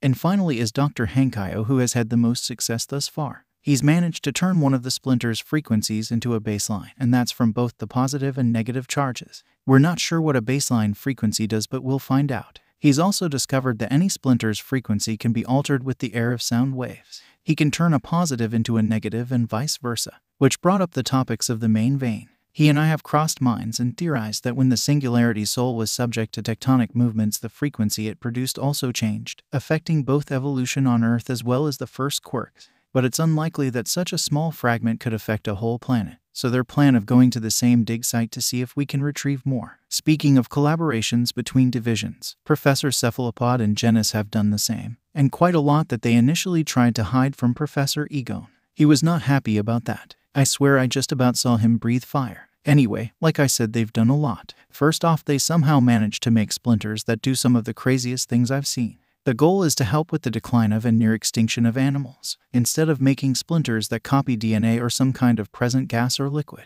they were able to create them by the use of mixing several kinds of quarks and exposing them to the vibration therapy from Dr. Hankaio, though most are still in testing. As for what they have, the list is as followed. The Little Lady Splinter. This one can cause any female creature with a working set of reproductive organs to become pregnant with a biological clone of herself. The Rough and Rowdy Splinter. This one can cause any creature, male or female, to go into its natural mating cycle even if it isn't the time of year. The Calm and Cool Splinter. This one can cause any creature to instantly become acclimated to any new environments it's put in and show no signs of stress. This allows animals like rhinos and pandas to more easily mate. Growth Spurt. This one increases the potency of the Singularity Soul's natural ability to cause minor organisms to rapidly age, thus causing animals that could take years or even decades to fully mature to do so overnight. This one has been tested. Unfortunately, it wasn't smartly used on the right subject, and now Gammoth is a full-grown adult, and all before I found anything specific about her ancient diet.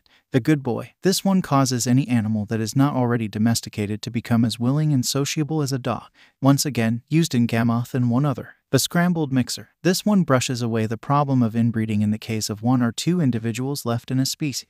When in proximity, the subject's DNA will become completely scrambled to the point they are biologically unrelated, thus allowing siblings and parents to mate in times of crisis. Note, I didn't name any of these splinters. All this talk of animals brings me to my next bit of news to share. In the little time I did have when not worrying about other things, I was able to do some testing with both the evolution splinter and quirk splinter. I had wondered what would happen when both were exposed at the same time. So I started my experiments with plants as they would most easily get under control. However, that didn't work, as no matter what plant I tried in any state of development or any kind would simply die. I guess the radiation was too much, so I decided to use an animal. And for safety, I used the smallest one I could that could handle both radiations simultaneously and a baby. After acquiring the gecko egg, I placed it in the incubator and kept both splinters close. About 5 days later, and it hatched into something I didn't expect in the least. In short, it became a dragon. I was scared shitless at the thought of what Egon would say or act about this, but I knew that hiding it would be worse. So on the verge of tears and a breakdown, I reluctantly showed him, and to my surprise, he was only just that, surprised.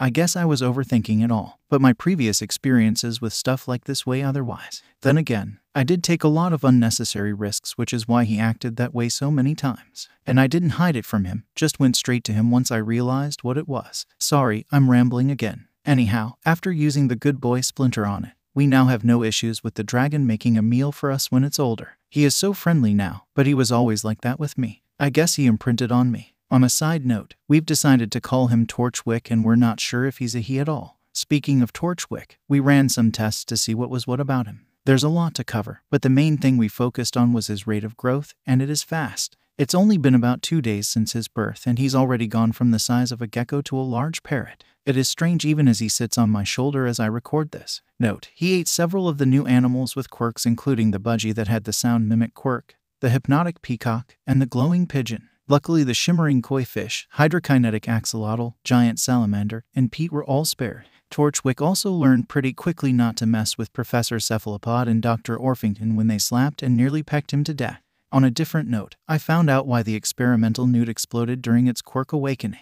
It performed some kind of self-destructive asexual reproduction. When exposed to enough stress, the radiation from the splinter, it exploded, and from its body expelled hundreds of tiny eggs that all grew into full-grown newts with the same quirk. Now we have dozens of these things and have to walk on eggshells to make sure they don't cause a chain reaction of birthing. Knowing this, Professor Cephalopod and Genus wanted to recreate the quirk in their animal population project.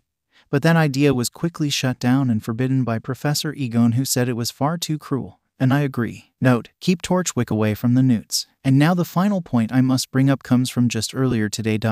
Just before I started this new recording, Egon told me that UA wants to come here for reasons, and then he showed me a list of all the students attending, and amongst them was K. Kaken. I won't lie, I thought my heart would stop at seeing that name. I didn't expect it, but I really shouldn't be surprised. Kaken was always amazing. He always wanted to be a hero and shoot for UA. I guess he did. I in the end. I thought I was over all of it. All of it. Wanting to be a hero and everything about Kaken. But after seeing his name. It all just came back to me. The anger, the jealousy, the hate, the desire. The sadness. I thought I was better, or at least numb. But I guess I never was. I'm scared of what could happen to me. If I see him. I don't want that to happen. I never want to see him again. Ever. Is it maybe too late to tell Egon to take it all back? Maybe, but it's only for one day and I don't have to interact with him. I can through this, right? After all, it's not like All Might would be joining as well. That would just open a whole new can of worms. Report end. Whoa, this place is huge, Kirishima exclaimed while looking at the huge building before them. Before him, alongside the entirety of classes 1A and B, was the newly constructed marvel that was the Neo-Icon Phoenix Research Facility. Tall white walls made of stone, windows so large they became a wall, decorative plants, 2 above-ground streams that had an interconnection with one another, 2 large man-made ponds that houses a plethora of koi fish that shimmered as they swam in the light, and a sign on the overhead archway that lead into the front of the building with massive doorways. On the sign was the facility's name alongside its mascot, a dodo bird. Apart from the 2 classes and their respective homeroom teachers, chaperoning them was present Mike and the principal of UA himself, Nezu. It looks like a collage, Gyro pointed out. Most laboratories double as universities. Ada informed her. Looks kinda plain. Zero stated unimpressed. That's the point. Nina side-checked him. As they all admired the building, the heckler of 1B, Momona, came up to the class and began to jeer them as he usually does at any chance he gets. Of course, you low-grade 101s can't understand the majesty and simplicity of such a structure. If you need a dictionary to expand your minuscule minds, I'll be happy to.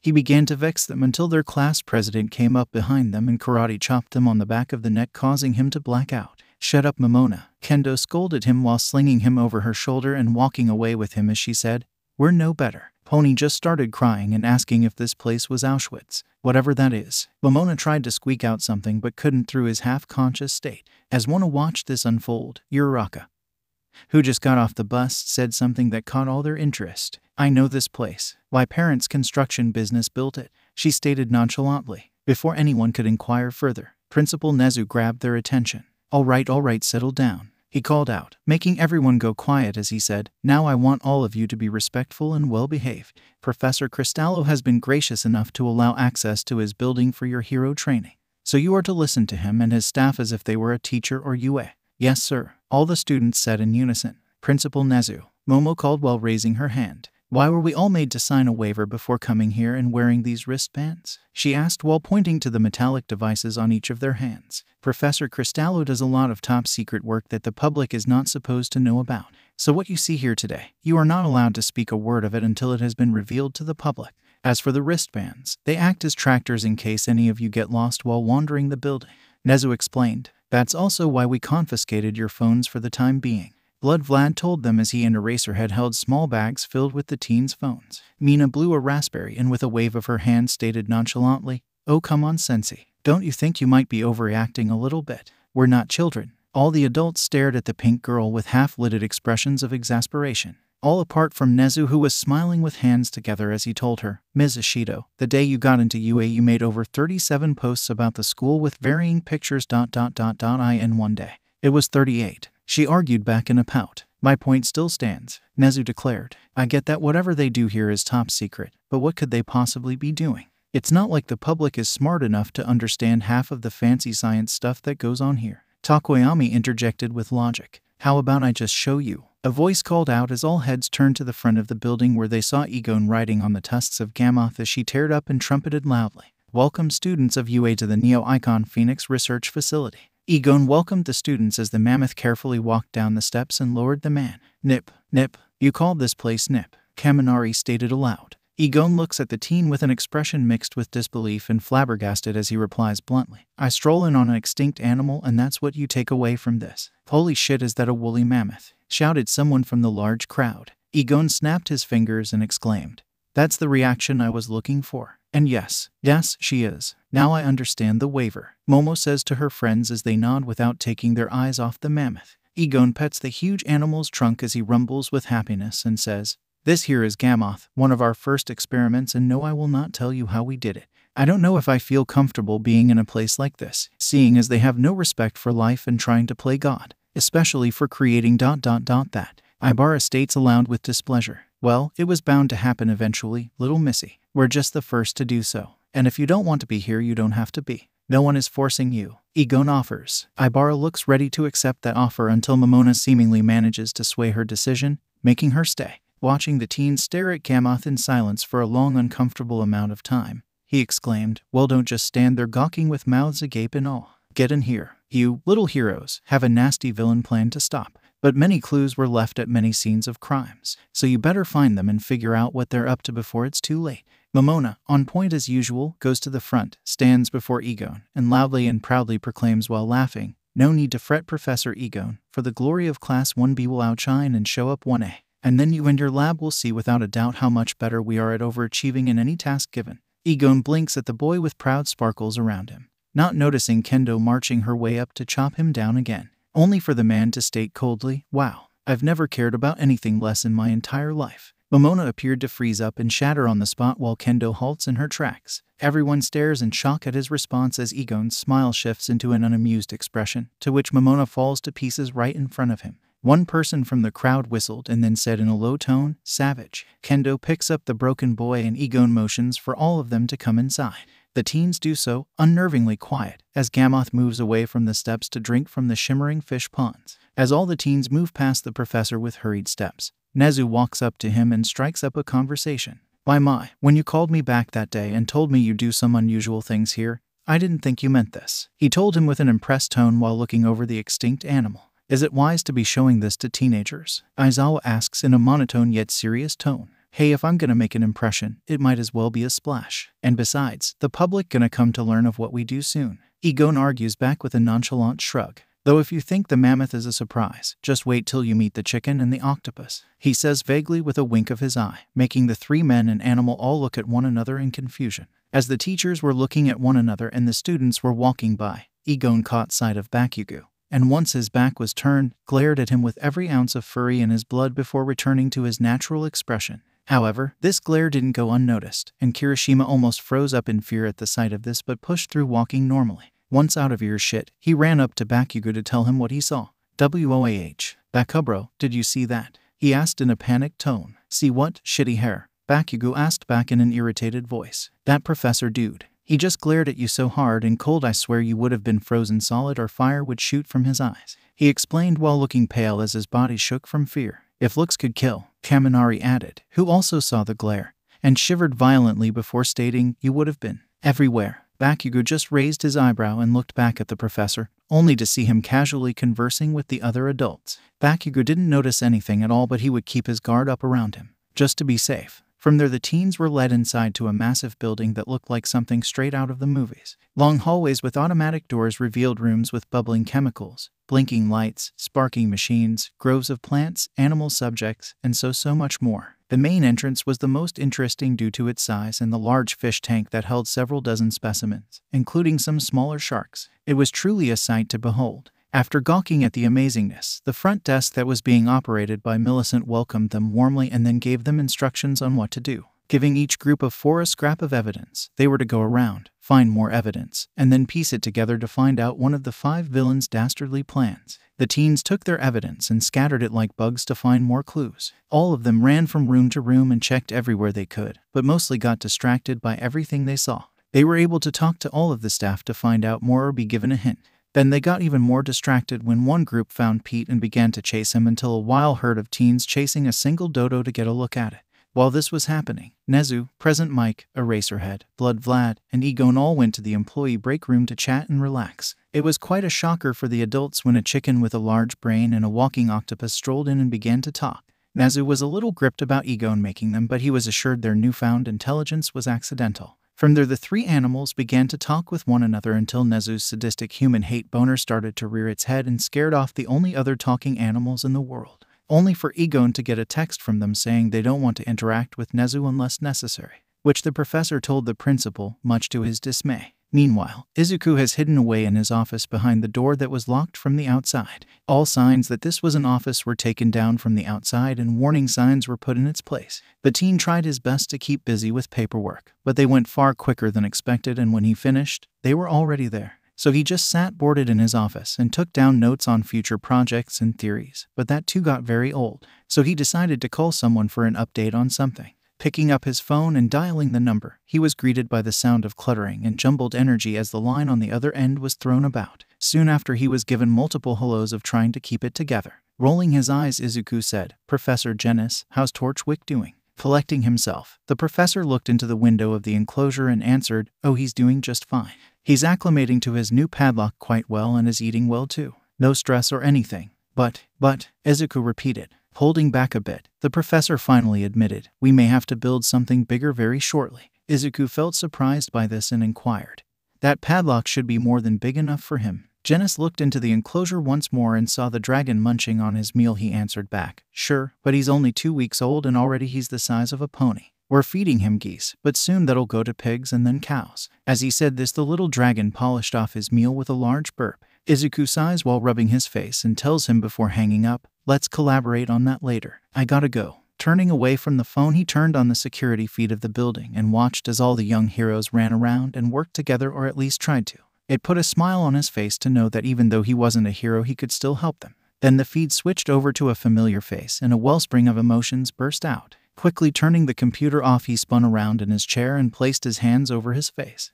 Breathing deeply several times, he attempted to calm himself down. After a bit, he finally got to the point where he could speak and talk to himself. "Calm down, Izuku. Calm down. It's just for one day. 1. He doesn't even know you're here. It'll be fine. The door is locked and no one is allowed in. Nothing will happen. He tried to assure himself, but failed. Then he nearly jumped out of his skin when he heard the sound of someone trying to enter. He stayed quiet and waited for them to leave. From his end, he could hear what was happening on the other side. Hey, this door is locked, Mina stated as she tried to get the automatic door to open. Bakugo pushed past her, attempted to open it, failed, and began to bang on it while yelling, "Hey, open up." On top of the door, a pause speaker blared to life and the voice of Hatsune called to them, "Sorry kid, no can do." "Why the fuck not?" Bakugo shouted at the box while everyone else was looking around trying to find the voice. "There's a lot of dangerous chemicals in there. Highly explosive chemicals," Hatsune explained. And, Bakugo argued. Already tired of this, he sighs and affirms, "Do I have to spell it out for you? Look, it's off limits to everyone, okay? Several rooms are in fact off limits to several of you with problematic quirks." "Problematic," Bakugo shouted back,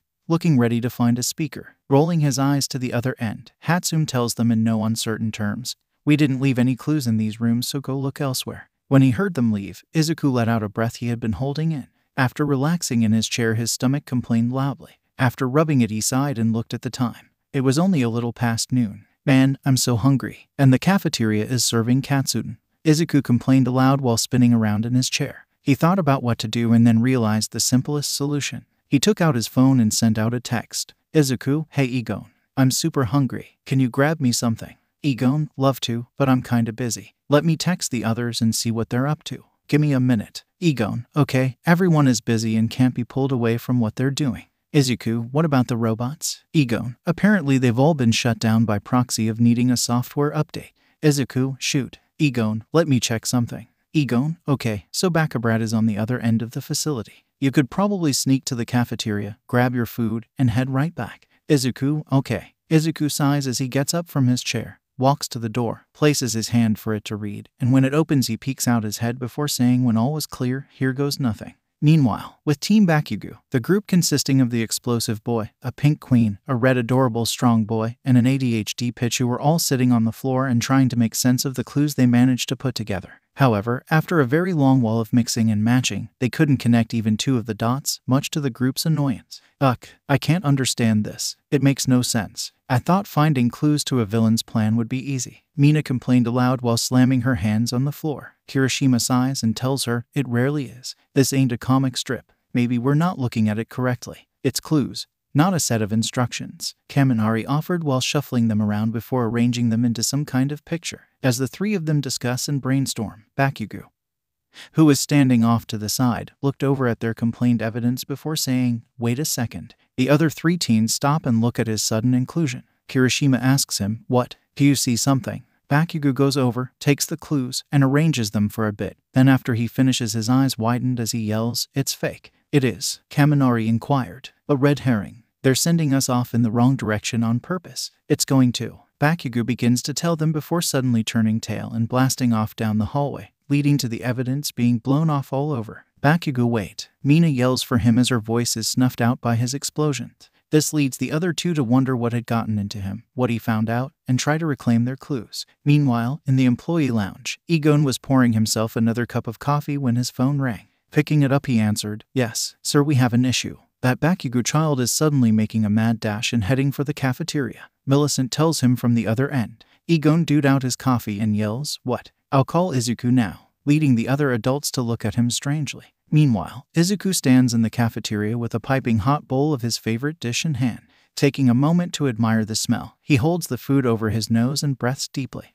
Sweet, sweet katsudon, come to me," he says dreamily while breathing out. Taking a pair of chopsticks, he says, "Just one bite before I go." Just before he could bring the tender pork to his mouth, his phone rings and breaks him out of his trance. He signs and picks up the phone while answering, "Hey Professor." "Izuku, where are you?" Egon says in a hurried voice, a bit confused by his tone. Izuku replied, "In the cafeteria." "Get out of there now," Egon yells at him. Freaked out now, Izuku freezes up from his raised tone and questions back in fear, "What? Why?" However, his question is soon answered when Bakugo comes barreling through the cafeteria doors while saying to himself, "I can cut through here."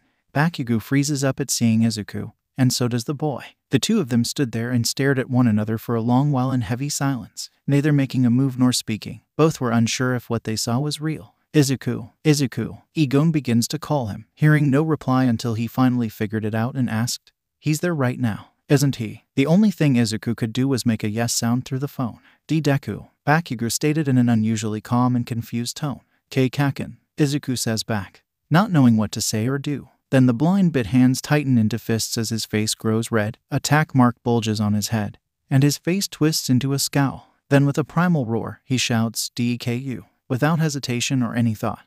Izuku takes the bowl of katsudon and chucks it right at him, landing a direct hit, only to watch as the bowl of food falls off his face and leaves behind its contents, thus leading to an even angrier Bakugo to be left stewing where he stood. Izuku gulped and whispers, "Oh," all before Bakugo roars like an animal and Izuku takes off with him in hot pursuit. Normally Bakugo could easily catch up to him, but two factors were at play slowing him down enough for Izuku to keep ahead. First, they were in an ensouled space, making it hard to control the direction of his explosions without the force of it kicking him back into a wall. And second, Izuku knew this place. It was his place, so he knew what place looked like a continuation and what was a dead end, and what spots had a turn you couldn't see right away. As Izuku ran for his life, he heard Egon calling out to him. "Izuku, what's going on?" Egon practically yelled, hearing the explosions. "He's after me," Izuku yelled back, already out of breath. "What? Get to your office," Egon commands him, and he heard before the line goes dead, "Deku, stop running." As the heroes were wondering what had gotten into Egon, all of a sudden, he turned on his heels and made a mad dash for the door. Though in the process he ended up barreling straight through Blood Vlad, causing him to fall and break one of the break room tables, and accidentally stepping on top of Nezu as he raced out the door and into the hallways. As he barreled through groups of young heroes, he quickly typed in his phone and put it up to his ear. A few rings later and Cho answered. "Yes sir." "Cho, I need you to activate the defense system. That Bakugo brat is after Izuku," Egon exclaimed to her. A brief silence and Cho replied, "Shit. What?" Egon questions. "I'm running a system diagnostic on the whole facility. I can do anything on my end," Cho told him. "Shit," Egon cursed while pocketing the phone and running as hard as he could. He knew he couldn't fight someone with previous practice and now hero training with their quirk, but he would damn well try no matter what the outcome. Hell dropkick this kid, then get blown to hell. He just had to make it to him before he got to Izuku. Then he got a call. Picking it up, he heard ragged breathing before the sound of Izuku's voice. "I huff made it," Izuku painted out, breathlessly. "Good, now just stay there until we can." Egon tried to tell him with some relief until he heard an explosion. "Open this fucking door, you shitty nerd. You got some explaining to do." He heard Bakugo yell loud enough for the phone to pick up. "Leave me alone," Izuku yelled through his office. There was a long silence for a while until Bakugo exploded. "Don't tell me what to do, you quirkless bastard." With that, 1, 2, and 3 explosions hit the door, causing it to shake and bend inwards. Izuku almost froze up in terror, but managed to say over the phone, "He's attacking the door. He's gonna break it down." "What? He wouldn't," Egon stated before hearing another explosion that nearly caved it in. "I take it back. Of course he would," Egon exclaimed. "What do I do?" Izuku asked him in a hurried and frightened voice. Egon thought fast, then told him, "Go out the back door and run to padlock number 5. "What? But that's where Torchwick is," Izuku told him as another explosion hit the door. "I'm very aware of that," Egon told him as he barreled through a group of 1B students. "I don't like Kaken, but I don't want to kill him," Izuku exclaimed as he stood by the back door, ready to push the button. "Torchwick is too small to kill a person, for now, plus his fire isn't anything that bad. It's just enough to set him off," Egon tried to assure him. "What do you mean?" Izuku questions as the door begins to gain single marks. "That guy is covered in a nitroglycerin compound, right? And Torchwick can only ignite things," Egon explains. "But," Izuku tried to argue, "and he's resistant to his explosions, right?" Egon asks rhetorically. Izuku think for a moment, then realized what he was saying and exclaimed, "You want to blow him up with his quirk?" Egon groaned and tells him, "Just till he's unconscious or he gives up in the presence of a dragon. Plus Torchwick listens to you like a dog, so there'll be no death." Izuku watches as the door is only one more blast from caving in, so he gulps, presses the door button, and says, "Okay." Izuku escaped as he pressed the lockdown button on the other end and ran for the padlocks. As he heard the door locks bolt down tight, he heard his front door finally give in and fly into his office. Bakugo stormed into the now empty office and screamed, "Deku." Meanwhile, Egon hung up the phone and put it into his pocket as he continued to run through the facility, this time heading to the padlocks. On his mad dash, he nearly crashed into Dr. Genis. As he ran, the doctor said, "Ah, Professor Egon, can I?" But he rushed past him as he exclaimed, "Not now, Anima. I have to get to the Torchwick's enclosure in padlock 5. Genis raised an eyebrow as he ran past and yelled to him, "Padlock 5? Torchwick isn't in padlock 5 anymore." Egon stopped in his tracks and with his face red and breathless he asked back, "Wait, what?" Genis nods and explains, "Yeah, we moved him earlier today to Padlock 3 since we underestimated how big he was gonna get." Egon grabs him and half yelled, "If he's in Padlock 3 then what's in 5? Meanwhile, Izuku had finally made his way to Padlock 5 and was leaning on the control panel as he attempted to catch his breath. In many ways he didn't like his more sedentary lifestyle, since he went from a string bean to the pole it climbed up on. He was even more of a wimp than he was before, and even he has to admit it. Once he could breathe enough to speak, he took a moment to look at the huge metal doors that held back a potentially world-ending creature if allowed to escape. He sighed, wondering if he should go through with this. Sure, Bakugo was out for blood and Torchwick was still small, but he didn't want to end his whole career before it started. Did he want to take such drastic measures for his safety? Then he heard the sound of Bakugo's explosions and his anger-filled voice and decided then it was the right idea. Bakugo, who finally caught up, kneeled after exhausting his quirk to catch up. He stood up, a wicked expression of frustration on his face as he growled like an animal. Deku, finding his nerve for a second as he backed towards the control panel. "What do you want, Kakin? Just leave me alone. I said you have some explaining to do, you piece of shit nerd." He yelled at him. Izuku dropped his head, and Bakugo smiled at his weakness. Then Izuku brought up his head and half shouted at him, I don't owe you anything." Bakugo furrowed his brow, grit his teeth, breath in a ragged breath, and yelled out a war carry before racing towards him. Izuku did hesitate when he saw this and slammed the emergency open button and the gate slid open in seconds.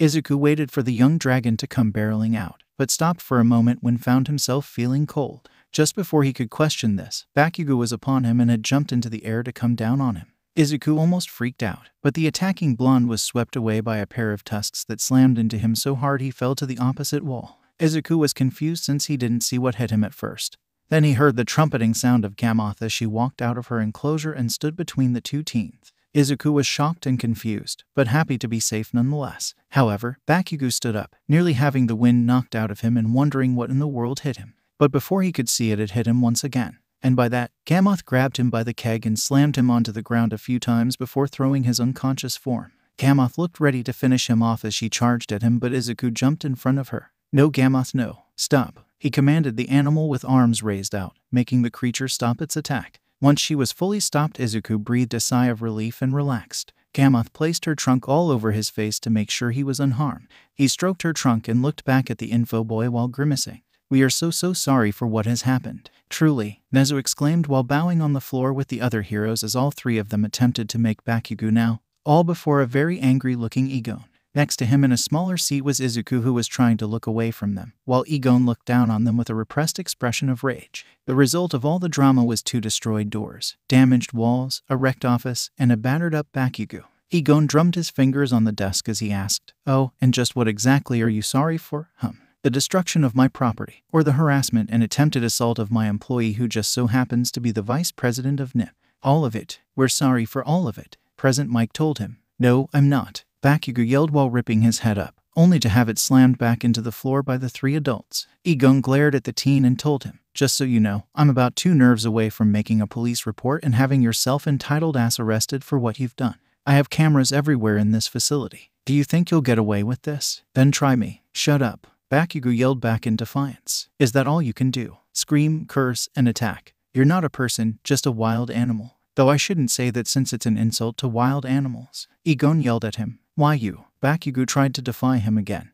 only to have his face smashed into the ground. All while Eraserhead hissed, "Bakugo, shut up. We are so sorry for his behavior." Blood Vlad apologized again. Egon then stood up, put one foot on his desk, and pointing a finger at the boy exclaimed, "I don't want to hear an apology from you. I want him to show he's remorseful for his actions and beg for my forgiveness. But so far I can't see him capable of such things." Finally, they allowed the teen to bring his head up and Eraserhead whispered to him, "Say sorry and mean it or you're going to jail." Bakugo growled as he tightened his fist, shot up to his feet, and demanded back, "I won't say shit until I get some damn answers." Egon groaned in aggravation as he sat back in his seat and rubbed his temples, and listed off, "Oh, for God's sake. A wolverine can kill an adult moose. The color of the universe is called a cosmic latte. Apples, peaches, and raspberries are all members of the..." "Not those answers. I'm talking about him. I want answers from him," he yelled while pointing at Izuku, who was trying to stay out of it. The two of them looked at one another. Then Egon looked back at the irate teen and replied, "Well, since you two have a history, I can see that you would, but that's entirely up to him. After all, no one owes you a thing." All eyes were on Izuku as he looked down at the desk. He thought it over for a bit, tightened his hands and told them, "Fine, I'll hear you out. But keep it civil. One more outburst and I'm getting the elephant again. Honestly, I think that's the better option here," Egon said vexingly. Before Bakugo could go off and do anything else, Eraserhead pulled him close and whispered, "If you mess this up, it'll be your fault. I'm warning you now, we won't help you." Bakugo, surprisingly, calmed down as he sat on his chair by the desk with his anger under control. Once everyone else was seated and things were as calm as they could be, Bakugo asked in an aggressive tone, "How the fuck did you get this position at this job?" "Yeah, I'm a bit curious about that myself. Why is a 16-year-old working for a 30-year-old adult and as a vice president?" President Mike interjected while narrowing his eyes and leaning right into Egon's face. Egon twisted the man's nose hard, making him back up, and Blood Vlad asked seriously, "Is this even legal?" Egon sighs and assures them, "Yes, it is legal. Izuku has every possible credential he could need to work for me legally. On that note, he's the main reason this place could even be made at all. I might run things, but he's the real brains. We're gonna need to see some proof of those credentials," Eraserhead stated. Egon sighs and makes a hand motion to Izuku. The teen leaves the room, comes back a few minutes later, and sets a framed degree before them. All the adults look down and their eyes widen in shock. "Wow, an honorary degree," President Mike exclaimed. "It's legitimate if you weren't sure," Egon told them with a smile. Bakugo was the most surprised of all of them as the wheels began turning in his head. Once he finally figured out what he was questioning, he looked at Izuku and asked, "Is that what you were doing all along?" Izuku looked away and refused to elaborate, feeling as though he didn't deserve confirmation from him, except for Egon, who stated, "That's right, bucko. In your last several months of school, while you were stomping around acting like the big man you think you are, Izuku was working his ass off to get certified and work with me to get this place off the ground.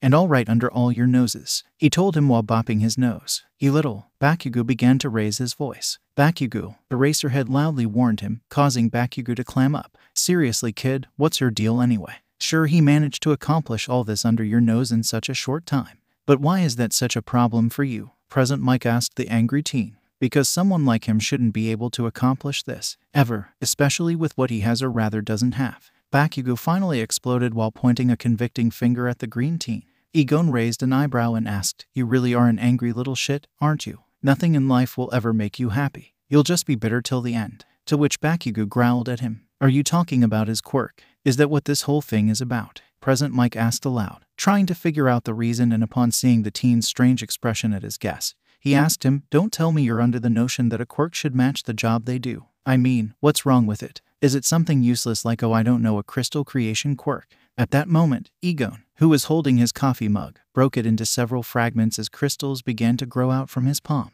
Seeing this, President Mike turned down his insensitive joke and said in a small, shameful voice, "Oh, sorry, earning him a cold-eyed glare from Egon's strange eyes. "Mike, go stand in the corner," Eraserhead told him, making the man stand up and walk face first into the nearest corner of the room. Egon sighed to replace himself and told them, "That was my favorite mug. We'll pay for a new one to replace it," Nezu offered. "It's the last thing made by my late mother," Egon replied in an unamused tone. "Oh, then we really can't," Nezu stated while trying to hide the nerves in his voice. "Mike, stand harder," Eraserhead shouted as the DJ hero pushed himself harder into the corner. Blood Vlad sighs and asks Bakugo, getting back on track, "You think he can't do and accomplish all that you see because of his quirk?" "I don't think so. I know. And it's not because of his quirk. It's because he doesn't have one. He's a quirkless loser," Bakugo exposed with a proud shit-eating smile to all of them, making all the adults turn their heads to stare at Izuku. The teen turned his gaze away, feeling embarrassed and making the blonde teen smile at seeing his old weakness, only for the adults to feel a sense of dread as they saw the repressed anger of Egon, who was drumming his fingers on his crossed arms. The adults forced Bakugo to sit back down and turn their eyes from the green teen.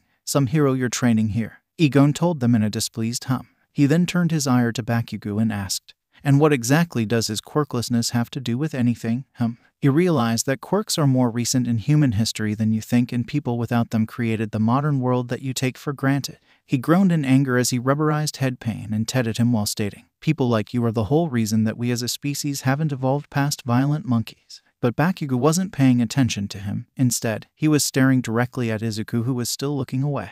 Their eyes met for a moment, but Izuku looked away with a sour expression, which caused Bakugo to explode once more and yell, "I knew all this time you were looking down on me, weren't you? Admit it, you fucking..." "Bakugo," Eraserhead tried to stop him. Egon finally loses his temper and command, "That's it. The Makuti capture mode." Without a moment to spare, the large lockbox behind them opened up, shot out a long sticky tongue which wrapped around the teen, and caused him to get pulled into it before anyone could blink. The box snapped shut, licked its lid, and burped. Everyone stood in shocked silence at what they saw and didn't dare move or speak, until Present Mike did and screamed, "What the fuck? You killed him." After getting the ringing out of his ears, Egon assured him and explained, "Calm down, he's not dead. Just imprisoned. It's no different than stuffing him in a locker. That thing was alive. It had teeth and everything. How is he not dead?" Bloodblade exclaimed, looking ready to fight the box. "He'd only be dead if was in there for an hour," Egon told them nonchalantly. "An hour," Mike exclaimed. "Then he'd be nothing but bones in another 3. Egon explains more. "BBB bones." Mike stammers out in fear. "If you're gonna continue to repeat everything I say,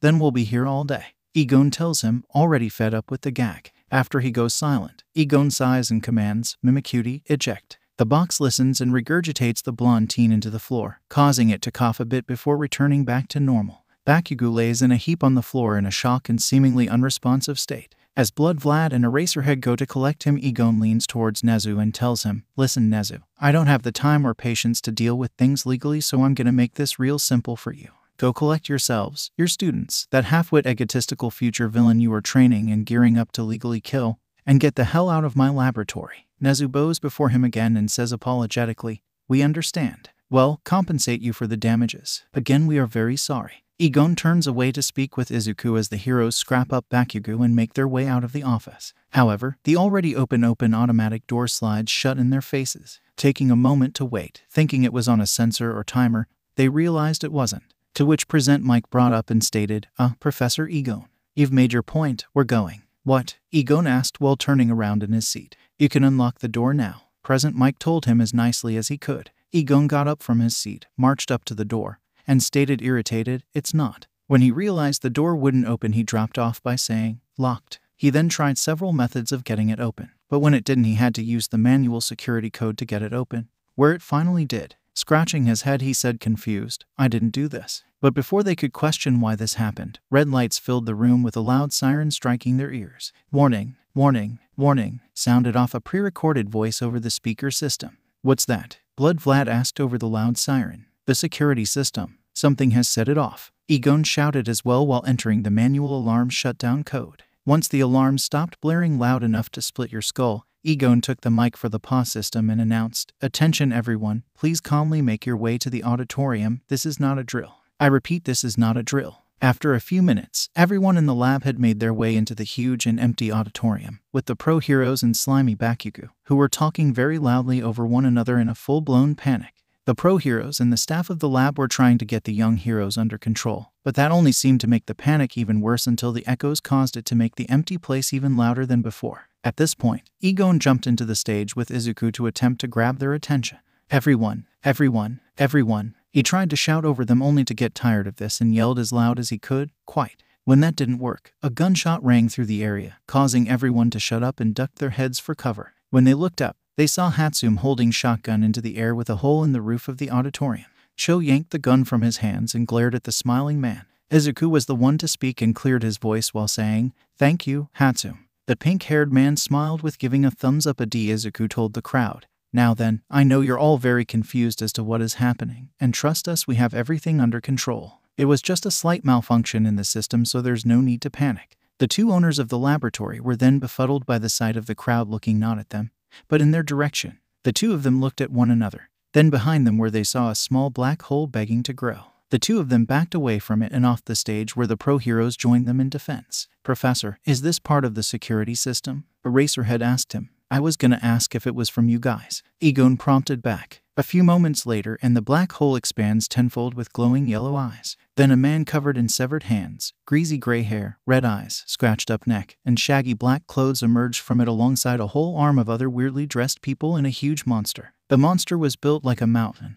wearing ripped pants, black skin, an exposed brain, a yellow break, and unblinking eyes. The black hole was the last to show himself as a human-like figure with a head that moved like a flame, yellow eyes, and wearing a bartender suit. The person covered in hands glared at them and said in a crackling voice, "Hello, heroes." "Villains," exclaimed one of the young heroes, making the pros step in front and ready for a fight.